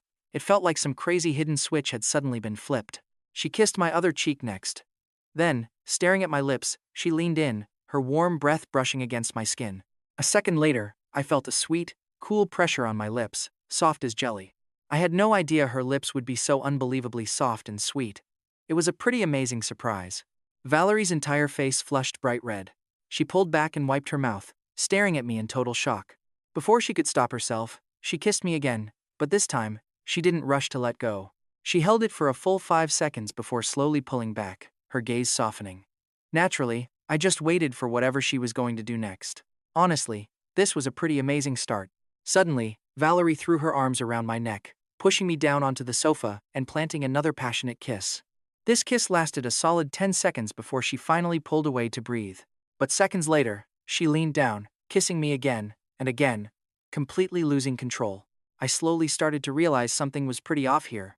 But honestly, I wasn't losing interest, so I just let her keep going. Before I knew it, 30 minutes had slipped away.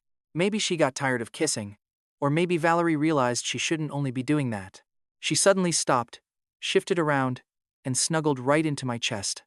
At 4 a.m., Valerie, after kissing me literally all night, finally woke up from her dream. Staring at the familiar room and seeing me right there, any slight confusion she had completely vanished. Her mind immediately flashed back to what went down yesterday. It looked like she fell asleep by accident, but they hugged and kissed, so surely there was nothing else left to do, right? After all, every single drama she watched played out exactly like that. The totally innocent Valerie was still overthinking the whole thing. Looking up, she gulped, caught my eye, and quickly snuck another kiss right on my lips. That woke me right up. Feeling a bit exasperated, I stared back while Valerie instantly panicked the moment she saw my eyes open. Good morning. How was yesterday? Looking at how shy Valerie is acting here, you'd seriously think something massive had just happened. But nope, it was literally just kissing. My review?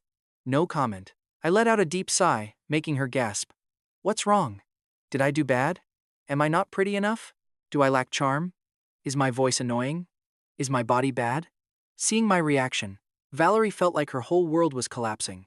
That's not it at all. Wait, please don't cry. I'm sorry. I didn't do it on purpose.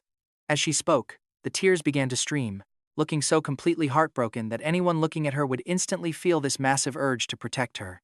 All right, you did great. You just need a little bit of direction, that's all. I pulled her into a gentle hug, softly patting her back, but it was clear she wasn't going to calm down that easily. Feeling totally helpless, I reached for the mouthwash nearby, handed it over, and told her to go ahead and rinse. Though she was pretty confused, she took it and rinsed anyway. Feeling a little better now?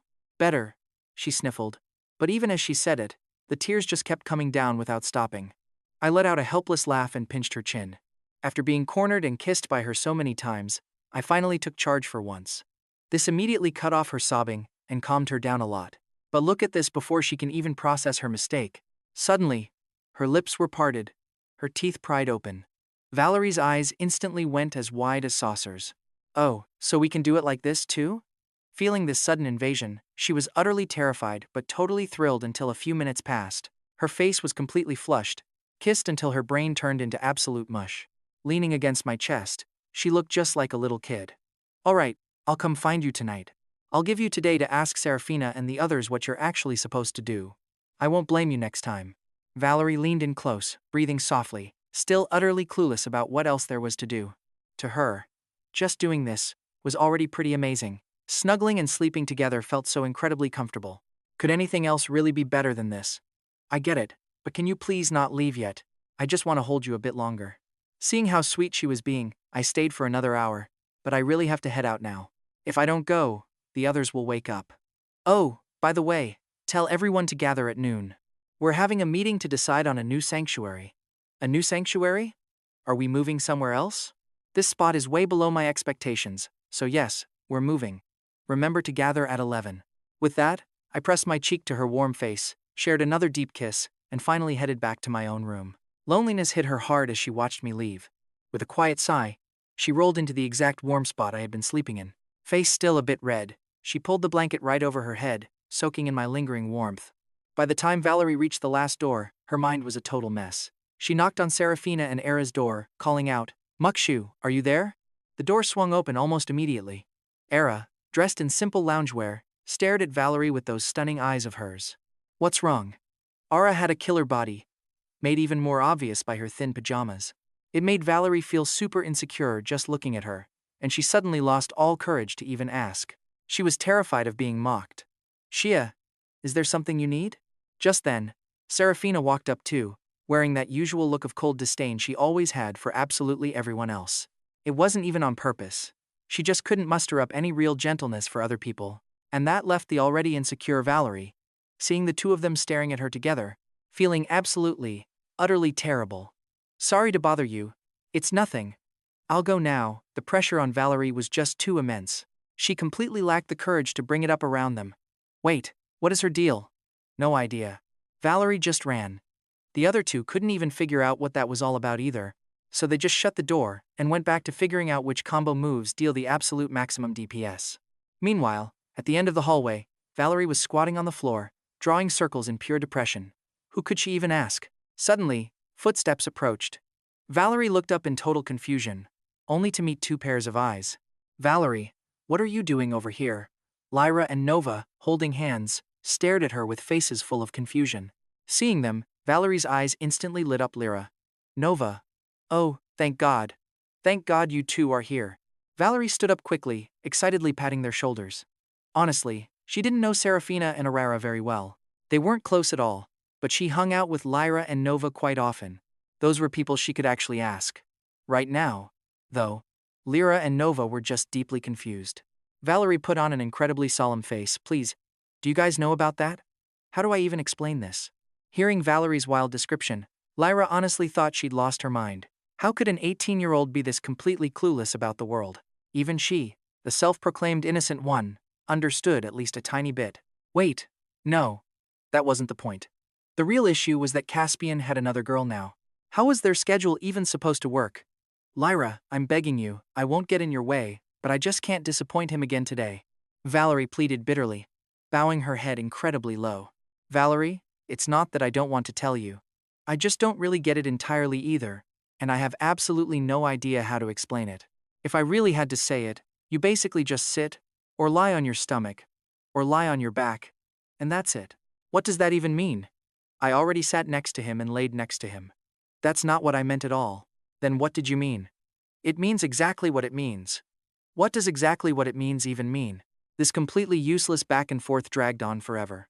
Standing nearby, Nova finally couldn't take watching this train wreck of a conversation anymore. She quickly stepped in to interrupt the two of them, gesturing for Valerie to come closer. After waving her closer, Valerie asked, Nova, could it really be you? Valerie crouched down, completely lost. Then, get this, Nova leans in and whispers the forbidden secrets of ancient knowledge. Are you kidding me?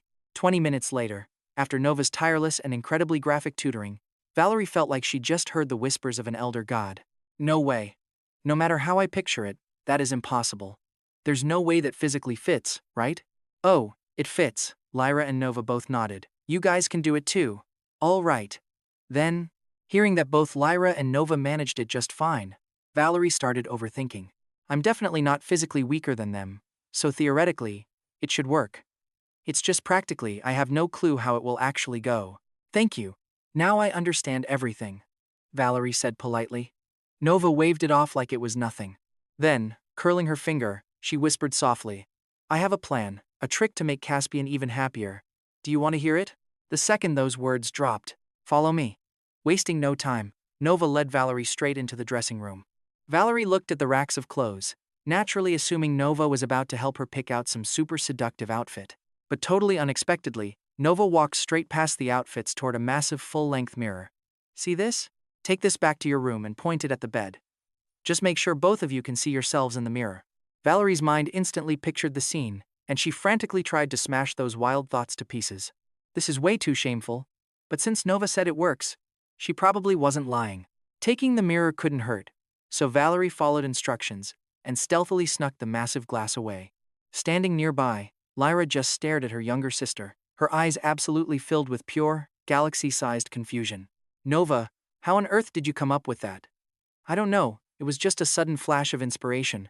Right now, Nova looked incredibly cute and innocent, saying the wildest things so purely. Lyra could only let out a heavy sigh. The girl had absolutely zero talent for this sort of thing. Honestly, her entire Japanese vocabulary consisted of literally 2 phrases. From now on, she had to rely entirely on her sister to carry her. Suddenly, it was noon. Everyone gathered around the table. Things felt pretty formal. Every single eye in the room was locked right on me with pure curiosity. It was our very first official meeting. They had no clue what I was cooking up. But deep down, they already knew one thing. Clearly, it would benefit them all. Since everyone is finally here, let's keep it quick. Here is what we need to figure out today. I let my face go serious instantly, letting off a pretty commanding aura of pure authority. That shut down any thoughts of flirting.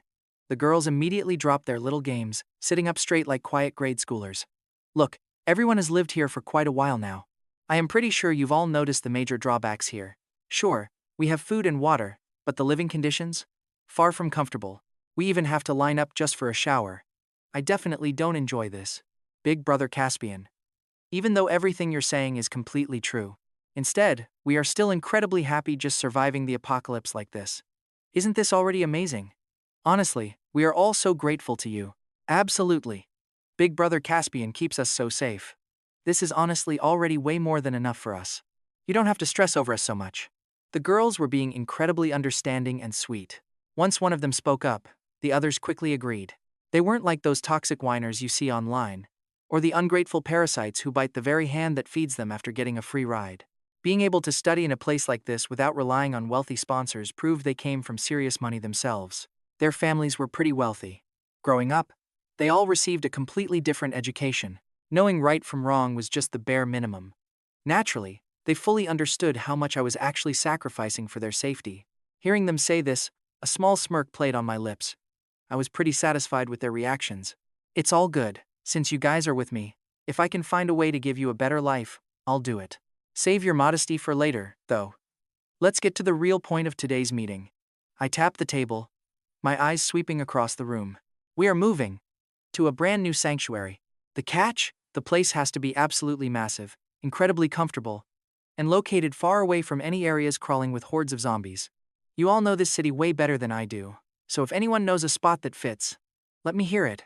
The second those words dropped, everyone started racking their brains, trying to recall any potential locations. After thinking it over, they began throwing out ideas. Someone suggested the Wanfeng skyscraper, but that got shut down immediately. That is literally right in the city center. Way too many zombies. What about the Jingfu residential district instead? A residential district means way more zombies. I got it somewhere empty, like an old factory. Not a terrible idea, but it's way too far from town. If we hide out there, how are we supposed to scavenge for supplies? You know how it is, give a couple of girls one topic, and they'll talk circles around it. Put this many of them in one room, and the debate over the new sanctuary was bound to get pretty chaotic. Even after an intense, noisy debate lasting a solid 20 minutes, they still couldn't agree on a single solid option. That's when Serafina cleared her throat, easily cutting through all the chatter. Hang on a second, everyone. I actually know a pretty perfect spot. Will you hear me out? Her words still carried a massive amount of weight around here. After all, she was my girl. The room went silent almost instantly. Everyone waiting to hear what she had to say. Do you guys know the Elysium Villa district? It's pretty far from the noisy city center, but close enough since those luxury home prices were absolutely insane. Almost nobody lived there. Plus, the buildings are all standalone villas, not some chaotic, maze-like residential apartment complex. And the entire perimeter is fully fenced off. Those heavy entrance gates are practically bulletproof. Honestly, it would be the absolute perfect spot to remodel into a secure base. She asked what they thought, but nobody was about to object to Serafina. The question itself was pretty much a formality. They just whispered quietly amongst themselves for a brief moment before turning their eyes to me, handing the ultimate power of the final decision completely over to me. But honestly, this put me in a pretty tight spot. I'd never even seen this Elysium Villa place. Hell, this was literally the first time I'd even heard of it. With zero clues about its actual layout, there was no way I could judge if it worked. Naturally, I had no choice but to look over at Era. "What do you think, Era?" She freezes instantly, never expecting to suddenly be put in charge of everything. Even though she is caught totally off guard, she carefully considers it. If it were me, I would choose that place. The villa district gives us a wide open view. We can easily see any danger coming from miles away. There are barely any zombies there. Once we clear them, it will make a perfect sanctuary. Understood. I nod in agreement, wearing a serious face to look like I am deeply weighing the options. Honestly, my mind is already made up. Nobody else is bringing any better ideas to the table anyway. Then let us lock in the villas. Give me 2 days to prep, and we will all move together. Hearing me greenlight the plan, Serafina wears a smug, victorious grin right in front of the others, showing off her naturally competitive side without even realizing it. Soon after, everyone disperses while I grab Harper and head outside. This leaves Serafina watching us with pure jealousy. She wanted some quality one-on-one time with me, but instead, I just walk off with some other girl. "Hey, look over there. Seems to be a few transport trucks." Down the empty suburban road, a whole row of them is parked along the shoulder. No signs of any accidents or crashes anywhere. Only about 10 zombies wander the area, and I quickly take them down with zero effort. I count them up. Exactly 8 trucks here. Looks like a pre-apocalypse convoy stopped for a quick break, only to get instantly caught when the outbreak hit. Every single driver met their end right here. But after Harper inspects them, the tanks are fully gassed up. They even look freshly maintained, though the back trailers are completely empty. Judging by the direction they are facing, they were heading to a nearby factory to load cargo. We can only take one. Remember this spot. We will come back for the rest later. With that decided, Harper points out a solid truck. The keys are still dangling in the ignition, saving us the search. "Hey, be careful. Do not bump into anything." Harper suddenly offers a gentle, caring warning, though I have no clue why she is actually worried about this. She does not honestly think I will get hurt by a tiny bump, right? I have already shown her how strong I am, yet she still acts overprotective, almost like a mother fussing over her child. Her child? Just then, a wild thought hits me as I stare at Harper. Did I just discover a massive secret? "Is there something on my face?" Harper asks, her expression staying totally blank. I hesitate for a second before testing the waters. "Do you want me to call you something else?" Whatever you want," she says. Right now, Harper keeps a stone face, making it impossible to read if she is pleased or annoyed. "Just calling you Harper feels way too formal. How about I call you Big Sister?" "No," she blurts out, freezing up. Her cheeks instantly turn bright red, shutting down the idea immediately. "Well, then what should I call you? Just using your name directly probably does not feel very natural to you anyway, right?" This is getting highly entertaining, and I really want to tease her more. "Calling me Big Sister is wrong," she mumbles. "It would feel way too awkward." "Then how about Aunt Harper?" She stays completely silent, but her facial expression undergoes a massive shift. Her grip on the steering wheel tightens hard. She is definitely annoyed, but not truly furious. By now, she knows I am teasing her on purpose, just to see what kind of reaction I can get. If anyone else dared to play games with her, she would look at them like a freak and call them absolute trash. But I am different. She does not even know why herself. All she knows is that she simply cannot bring herself to treat me that way. Because of this, she loses all her normal defenses. She can only sit there blushing and biting her lip, looking incredibly charming. Do not be mad. Do not be mad. Young guys are just full of energy. They like making little jokes, and a slightly twisted sense of humor is understandable. As his big sister. No, as his guardian. Wait, that is not right either. No matter what he does, I must remain tolerant and patient. It does not take long to drive the truck back. The massive vehicle is insanely loud, drawing hordes of zombies. So I keep the window rolled down, blasting them with purple flames to clear the road. But hold on, a strange sound cuts through the air, and I immediately tell Harper to stop. As the truck grinds to a halt, we hear desperate voices screaming out, "Help us! Look over here! Please help!" Heartbreaking cries and desperate sobs started echoing from the high windows of a nearby apartment building. Looking up, I saw people poking their heads out of 3 or 4 different windows. They were frantically waving their hands and screaming for help. Nearby survivors, Harper just made a quiet observation and went silent. Look, this city is massive, so finding some living people at this point makes total sense. Harper was not surprised by this random encounter, but she was pretty curious to see how I would handle them. As I stared at those desperate people begging for their lives, I had to think. I carefully checked who was male and female. Seeing some women, I hopped out of the truck and told Harper we should go look. He actually decided to save them without a second thought. "Caspian, you rascal, you are a total saint." They yelled down to be careful because zombies were everywhere, asking if we came from some kind of sanctuary, begging us to save them. They said they had a small group and wanted to join our sanctuary. Rolling up in a massive truck made these starving, desperate survivors see us as their absolute last ray of hope for survival. But I am no selfless hero here. Everything I do is purely for my own benefit. So instead of rushing in, I asked them how many survivors were up there. I demanded their ages and genders, and my questioning actually gave them a massive wave of hope. They got super excited thinking help was coming, but honestly, here's the real reason I was asking. I was just terrified of fighting my way upstairs, only to find a bunch of older, helpless aunties. The faces in the window did not look young. One woman yelled back that they only had 2 people. She was 29 and her daughter was 8. Hearing that made my mouth twitch. I mean, she is definitely young, but that is a bit too young. After clearing the area, an apartment door cracked open. A mysterious girl with bangs completely covering her eyes peeked out at us. Judging by her features, she was pretty good looking, actually quite delicate and soft. But her whole body radiated this very weird aura, giving off a super groggy and completely muddled vibe. Thinking about it, a sudden realization hits me. Isn't this the exact same energy I had back when I was just a basement-dwelling shut-in? No wonder she looks pretty decent but is too terrified to show her face. It makes total sense. The girl behind the door wants to say hi, but the moment she sees me, she completely freezes up out of sheer terror. She fits the shut-in stereotype perfectly. "Get over here," I tell her, keeping my voice slow and calm. She shudders violently and marches out like she is in basic training, standing right there while her entire body trembles. "Attention."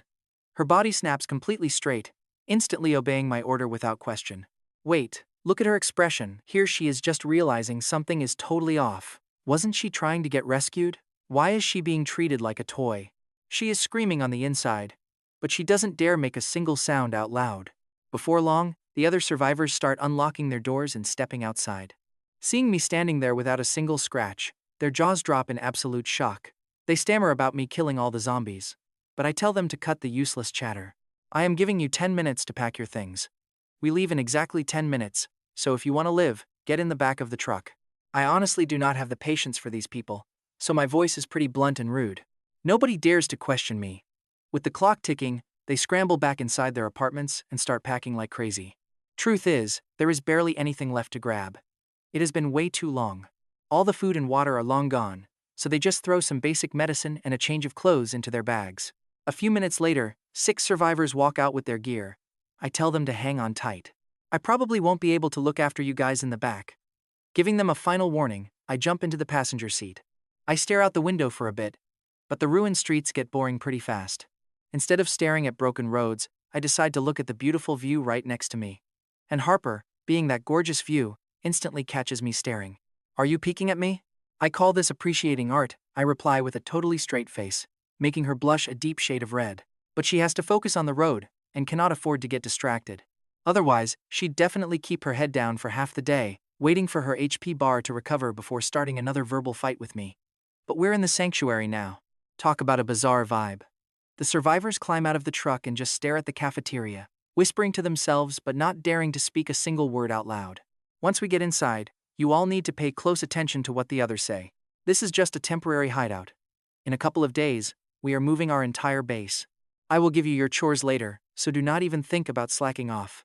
The crowd nods like rapid jackhammers, quickly following me inside the building. Valerie is already waiting, bringing the other girls over to welcome us. Seeing this massive group of young girls makes the married couple and the otaku girl completely lose their minds. They seriously start to doubt if this place is actually a safe zone. Let's be honest, you would normally expect a sanctuary to be filled with rough, battle-hardened survivors. But instead, they find this massive crowd of beautiful girls. They are all wearing bright, clean clothes, and they look unbelievably healthy and well-fed. No signs of starvation anywhere. Valerie asks if these are new recruits and offers to get them sorted out. She steps up like a helpful guide. I tell her sorry for the trouble, but she says it is no issue. She does not even dare to make eye contact. The moment our eyes meet, she is clearly thinking about our kiss yesterday and her wild study session with Nova today. All right, everyone follow me. But wait, those two girls, stay behind. I point directly at the two youngest teenage girls in the crowd, telling them to meet me in a bit. The parents instantly freeze, tightly holding their daughter's hand while staring at me with pure terror and desperation. The young girl tells them she will find them later. Despite shaking with fear, she does not hesitate. She slowly walks over to me. Beside her, the other girl with short hair hesitates before joining us. Harper glares at them, looking pretty annoyed by my choice. But she keeps her mouth shut. She silently walks away, and just like that, only me and the two girls are left downstairs. They stare at me with wide eyes, trying so hard to stay calm but trembling like leaves in a storm. Tell me your names. The daughter nervously replies Chloe, while the other says Luna. I ask if she's related to the moon goddess. No, it is just Luna, she frantically explains, waving her hands defensively, like she is facing some terrifying general. I tell them they are joining us starting today. No objections, right? As if they would ever dare to argue. Even without mind-reading powers, I can pretty much guess what they are thinking. But forget their panic, wait until you see the absolutely insane list of rewards the system just dropped. My 19th reward is a combat passive that continuously boosts my stats over time, up to a massive 200%, along with an enhancement potion for Chloe. Meanwhile, seeing me stand completely frozen for a couple of seconds, the two girls grow incredibly uneasy, assuming I am planning some horribly twisted things to do to them. But honestly, I do not have a single dirty thought. I just quietly look over at Luna. I tell her to move her hair so I can see. She reluctantly complies. She is actually pretty cute, but comparing her face to Serafina and the rest, she still looks way too young and immature. She completely lacks that mature, feminine charm. Simply put, she does not spark any immediate excitement, even if her hidden eyes completely match my usual aesthetic tastes. So, I am really curious where the weight of this S-tier rating is coming from. After all, girls like Serafina, Lara, Lyra, Nova, and Harper, each of them possesses an absolutely top-tier, godlike trait. But whatever, if the system says so, there must be a reason. I will just figure it out later. Meanwhile, both girls are still standing there, waiting for my judgment. They are probably imagining countless horrific scenarios, getting more and more terrified with every passing second. They wonder if I am about to drag them somewhere, but then I finally tell Chloe she can leave. But Luna stays. They freeze, staring at each other in total confusion. It takes a long moment for them to snap back to reality. Chloe points at herself, completely bewildered. I ask if I need a reason. If she wants to stay, she can, but she quickly apologizes and runs. Chloe frantically backs away, shooting Luna a look of deep sympathy and mixed emotions before running off. Watching her only ally abandon her, Luna's heartbeat instantly skyrockets. Standing this close, I can practically hear her heart pounding in her chest. I order her to follow me, fully intrigued. I bring Luna upstairs and step into my room, but she just stands at the doorway, her feet completely glued to the floor. She looks incredibly conflicted, terrified to take even one step forward, so I'm forced to issue my command again. Only then does Luna slowly creep inside, nervously pinching her hands while tears start welling up in her eyes. Seeing her act so incredibly timid and cowering, I immediately hit her with a classic, reassuring head pat. Luna scrambles backward in a panic, letting out quiet, muffled whimpers. Disobeying my orders again. Huh? What is she doing? Is her affection level not high enough? Do I actually have to grind friendship points just to unlock the head pat feature? If this is some twisted dating simulator, I could totally choose the dark route and grind her fear meter instead. Fine, no head pats. Instead, I sit down on a nearby chair and just watch her quietly, not wanting to make things too difficult. Luna quickly wipes away her stray tears. She still cannot believe that I am actually letting her off the hook this easily. She thinks he is just playing with her.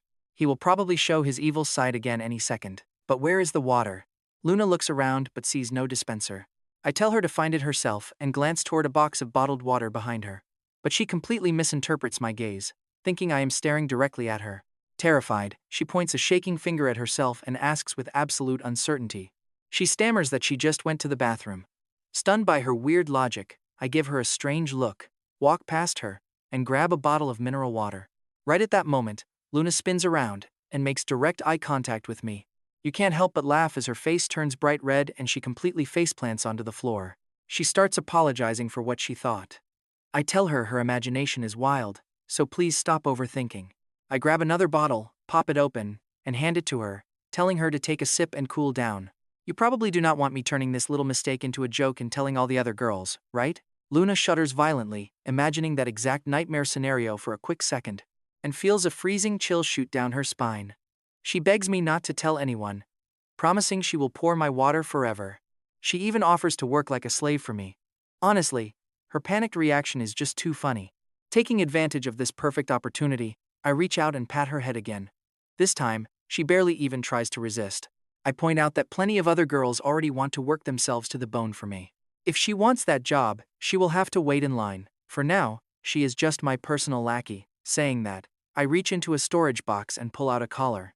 This collar was originally meant for someone else, but I had not actually used it yet, so I might as well give it to Luna. I toss the collar over, but she completely misses it, letting it smack her right on the forehead.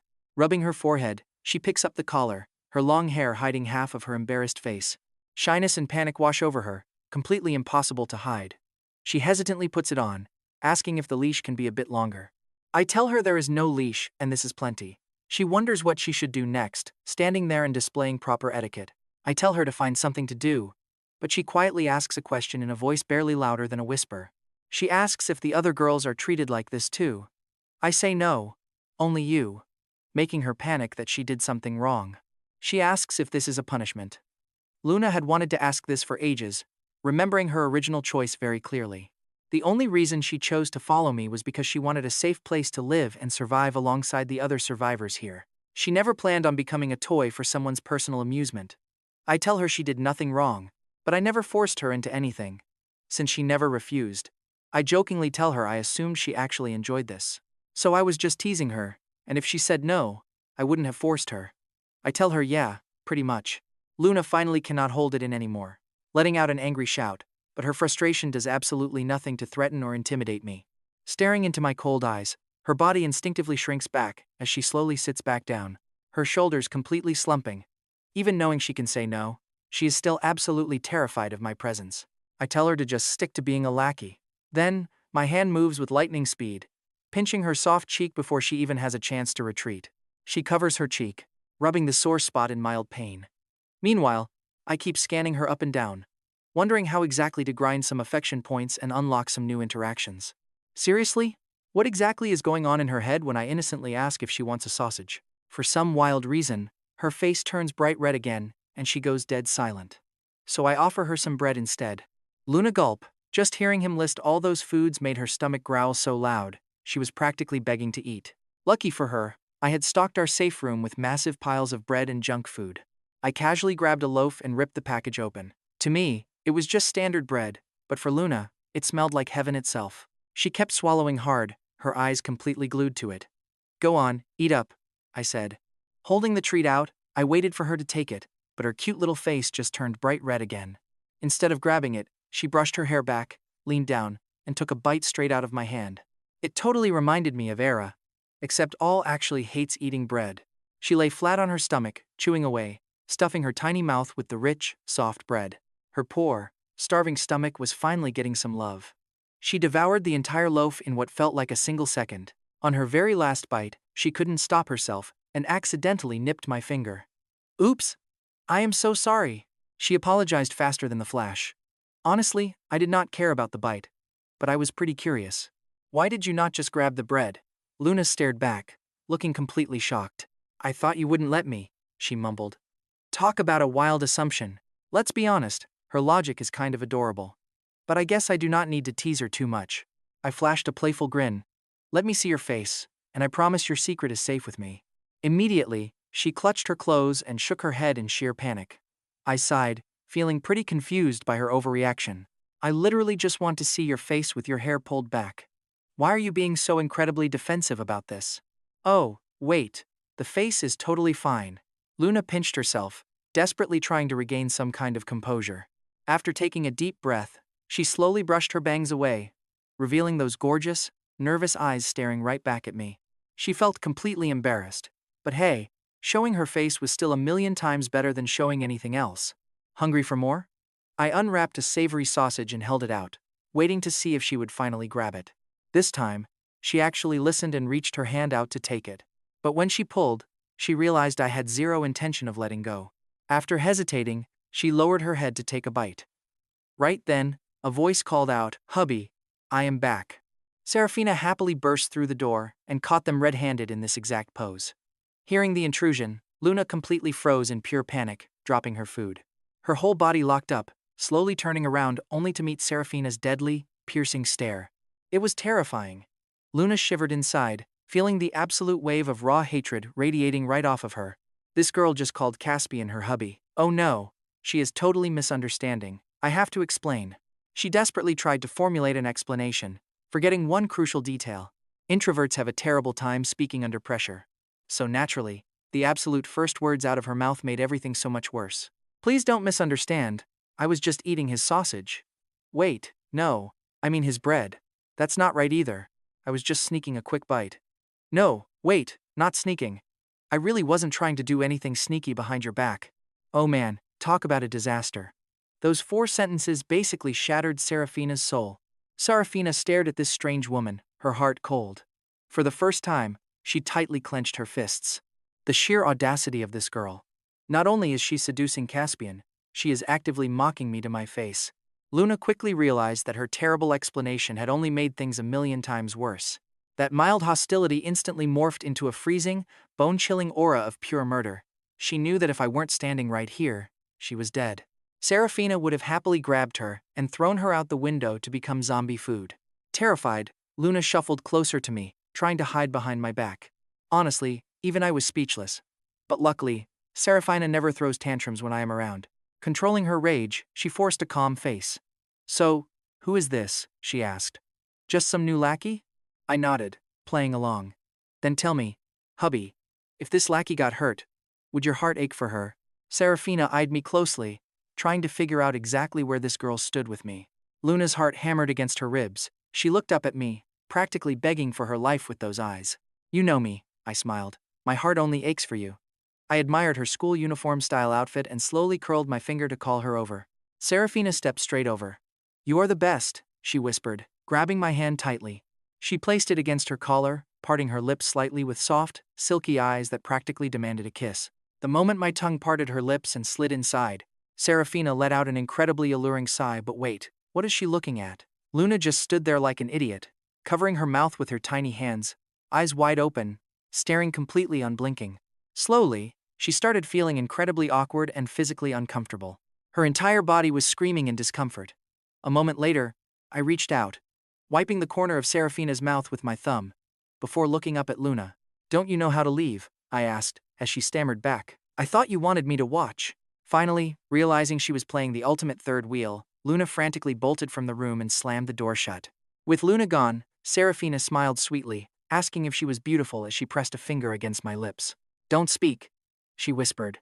"You can use your actions to show me exactly how beautiful I am." I ended up putting in quite a bit of work to earn today's reward enhancement potion. Serafina was exceptionally energetic tonight. She outright refused to sleep. And even when I left, she held on tightly. I originally planned Rarazam, but you won't believe what was waiting right outside my door. Luna, just squatting there. Her face flushed bright red. "You didn't leave," Serafina stammered in shock, as Luna apologized, saying she had nowhere else to go.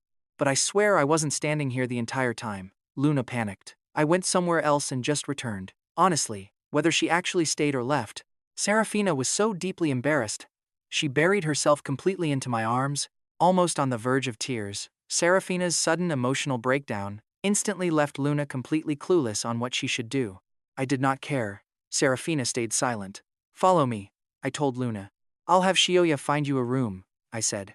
We had played around enough, and now it was time to hand her over to Valerie to get settled in. Later, I tracked down Valerie and handed over a box of communicators I had recently picked up. "These work perfectly, even without any network connection," I told her. "Take them down and hand them out to everyone. Now I can easily reach you guys anywhere. Go ahead and take them."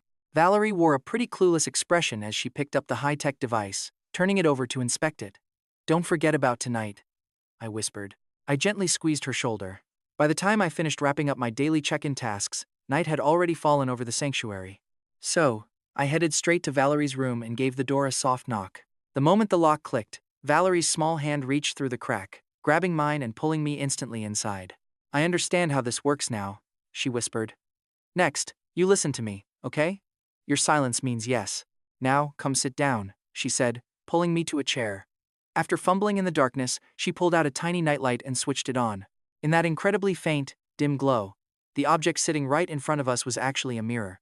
Following Nova's ultimate tutorial, Valerie quickly kicked off her private dungeon raid.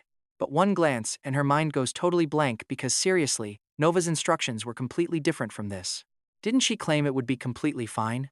No matter how you look at this, there is a massive problem here. Valerie felt like Nova had totally scammed her. But with things already reaching this point, she had absolutely no other choice. Staring into the glass, Valerie followed the teachings perfectly, successfully pulling off what she once thought was impossible. Now that is what I call pure motivation. By the next morning, Valerie crept out of the room with a completely flushed, bright red face, refusing to look at anyone, especially Nova, who just flashed her a knowing, incredibly smug little smile. Even with the heavy embarrassment, our deep bond was now officially sealed. She had finally repaid her debt and secured her permanent place right by my side. Over the next 2 days, our sanctuary became a real hive of nonstop activity. Under my orders, the girls packed up all the supplies, cold storage meat, and scavenged clothes. I did not stay idle either. I quickly used our remaining blue crystal cores to assemble some construction androids and several drones for aerial scouting. When the third morning finally arrived, our massive convoy rolled proudly out of the university campus. Harper took the wheel of our massive transport truck, which the androids had heavily modified with thick welded steel plates. Valerie and Hazel drove 2 heavily armored SUVs right behind him, carrying the rest of our group. As we navigated through the ruined city streets, the massive zombie hordes naturally swarmed directly toward our loud engines. But they never stood a chance.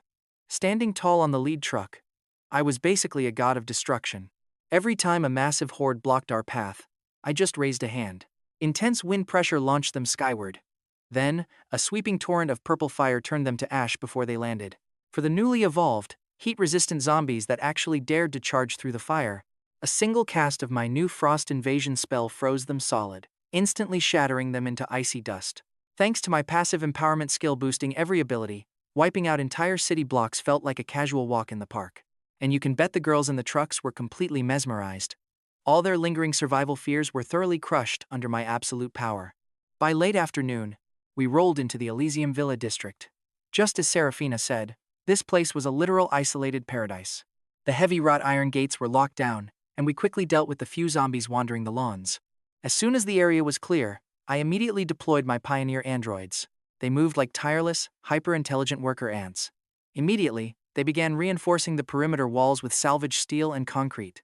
They set up the Watchers as automated defense turrets and installed a massive main generator to power the whole district. Within a week, this paradise was an impenetrable fortress. One evening, I stood out on the grand balcony of our master villa, looking over our newly built kingdom. The sunset painted the sky in deep orange and purple.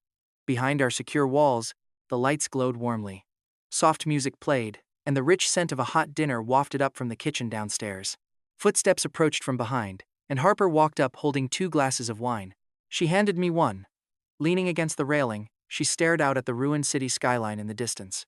The organization will notice the missing tech eventually, she said. Her voice was calm, but carried a real warning, and with her family still there, she knew they had powerful resources. They might even be researching forced evolution. I took a slow sip of the wine, enjoying the taste, and let out a soft chuckle. I wrapped an arm around her waist, pulling her close.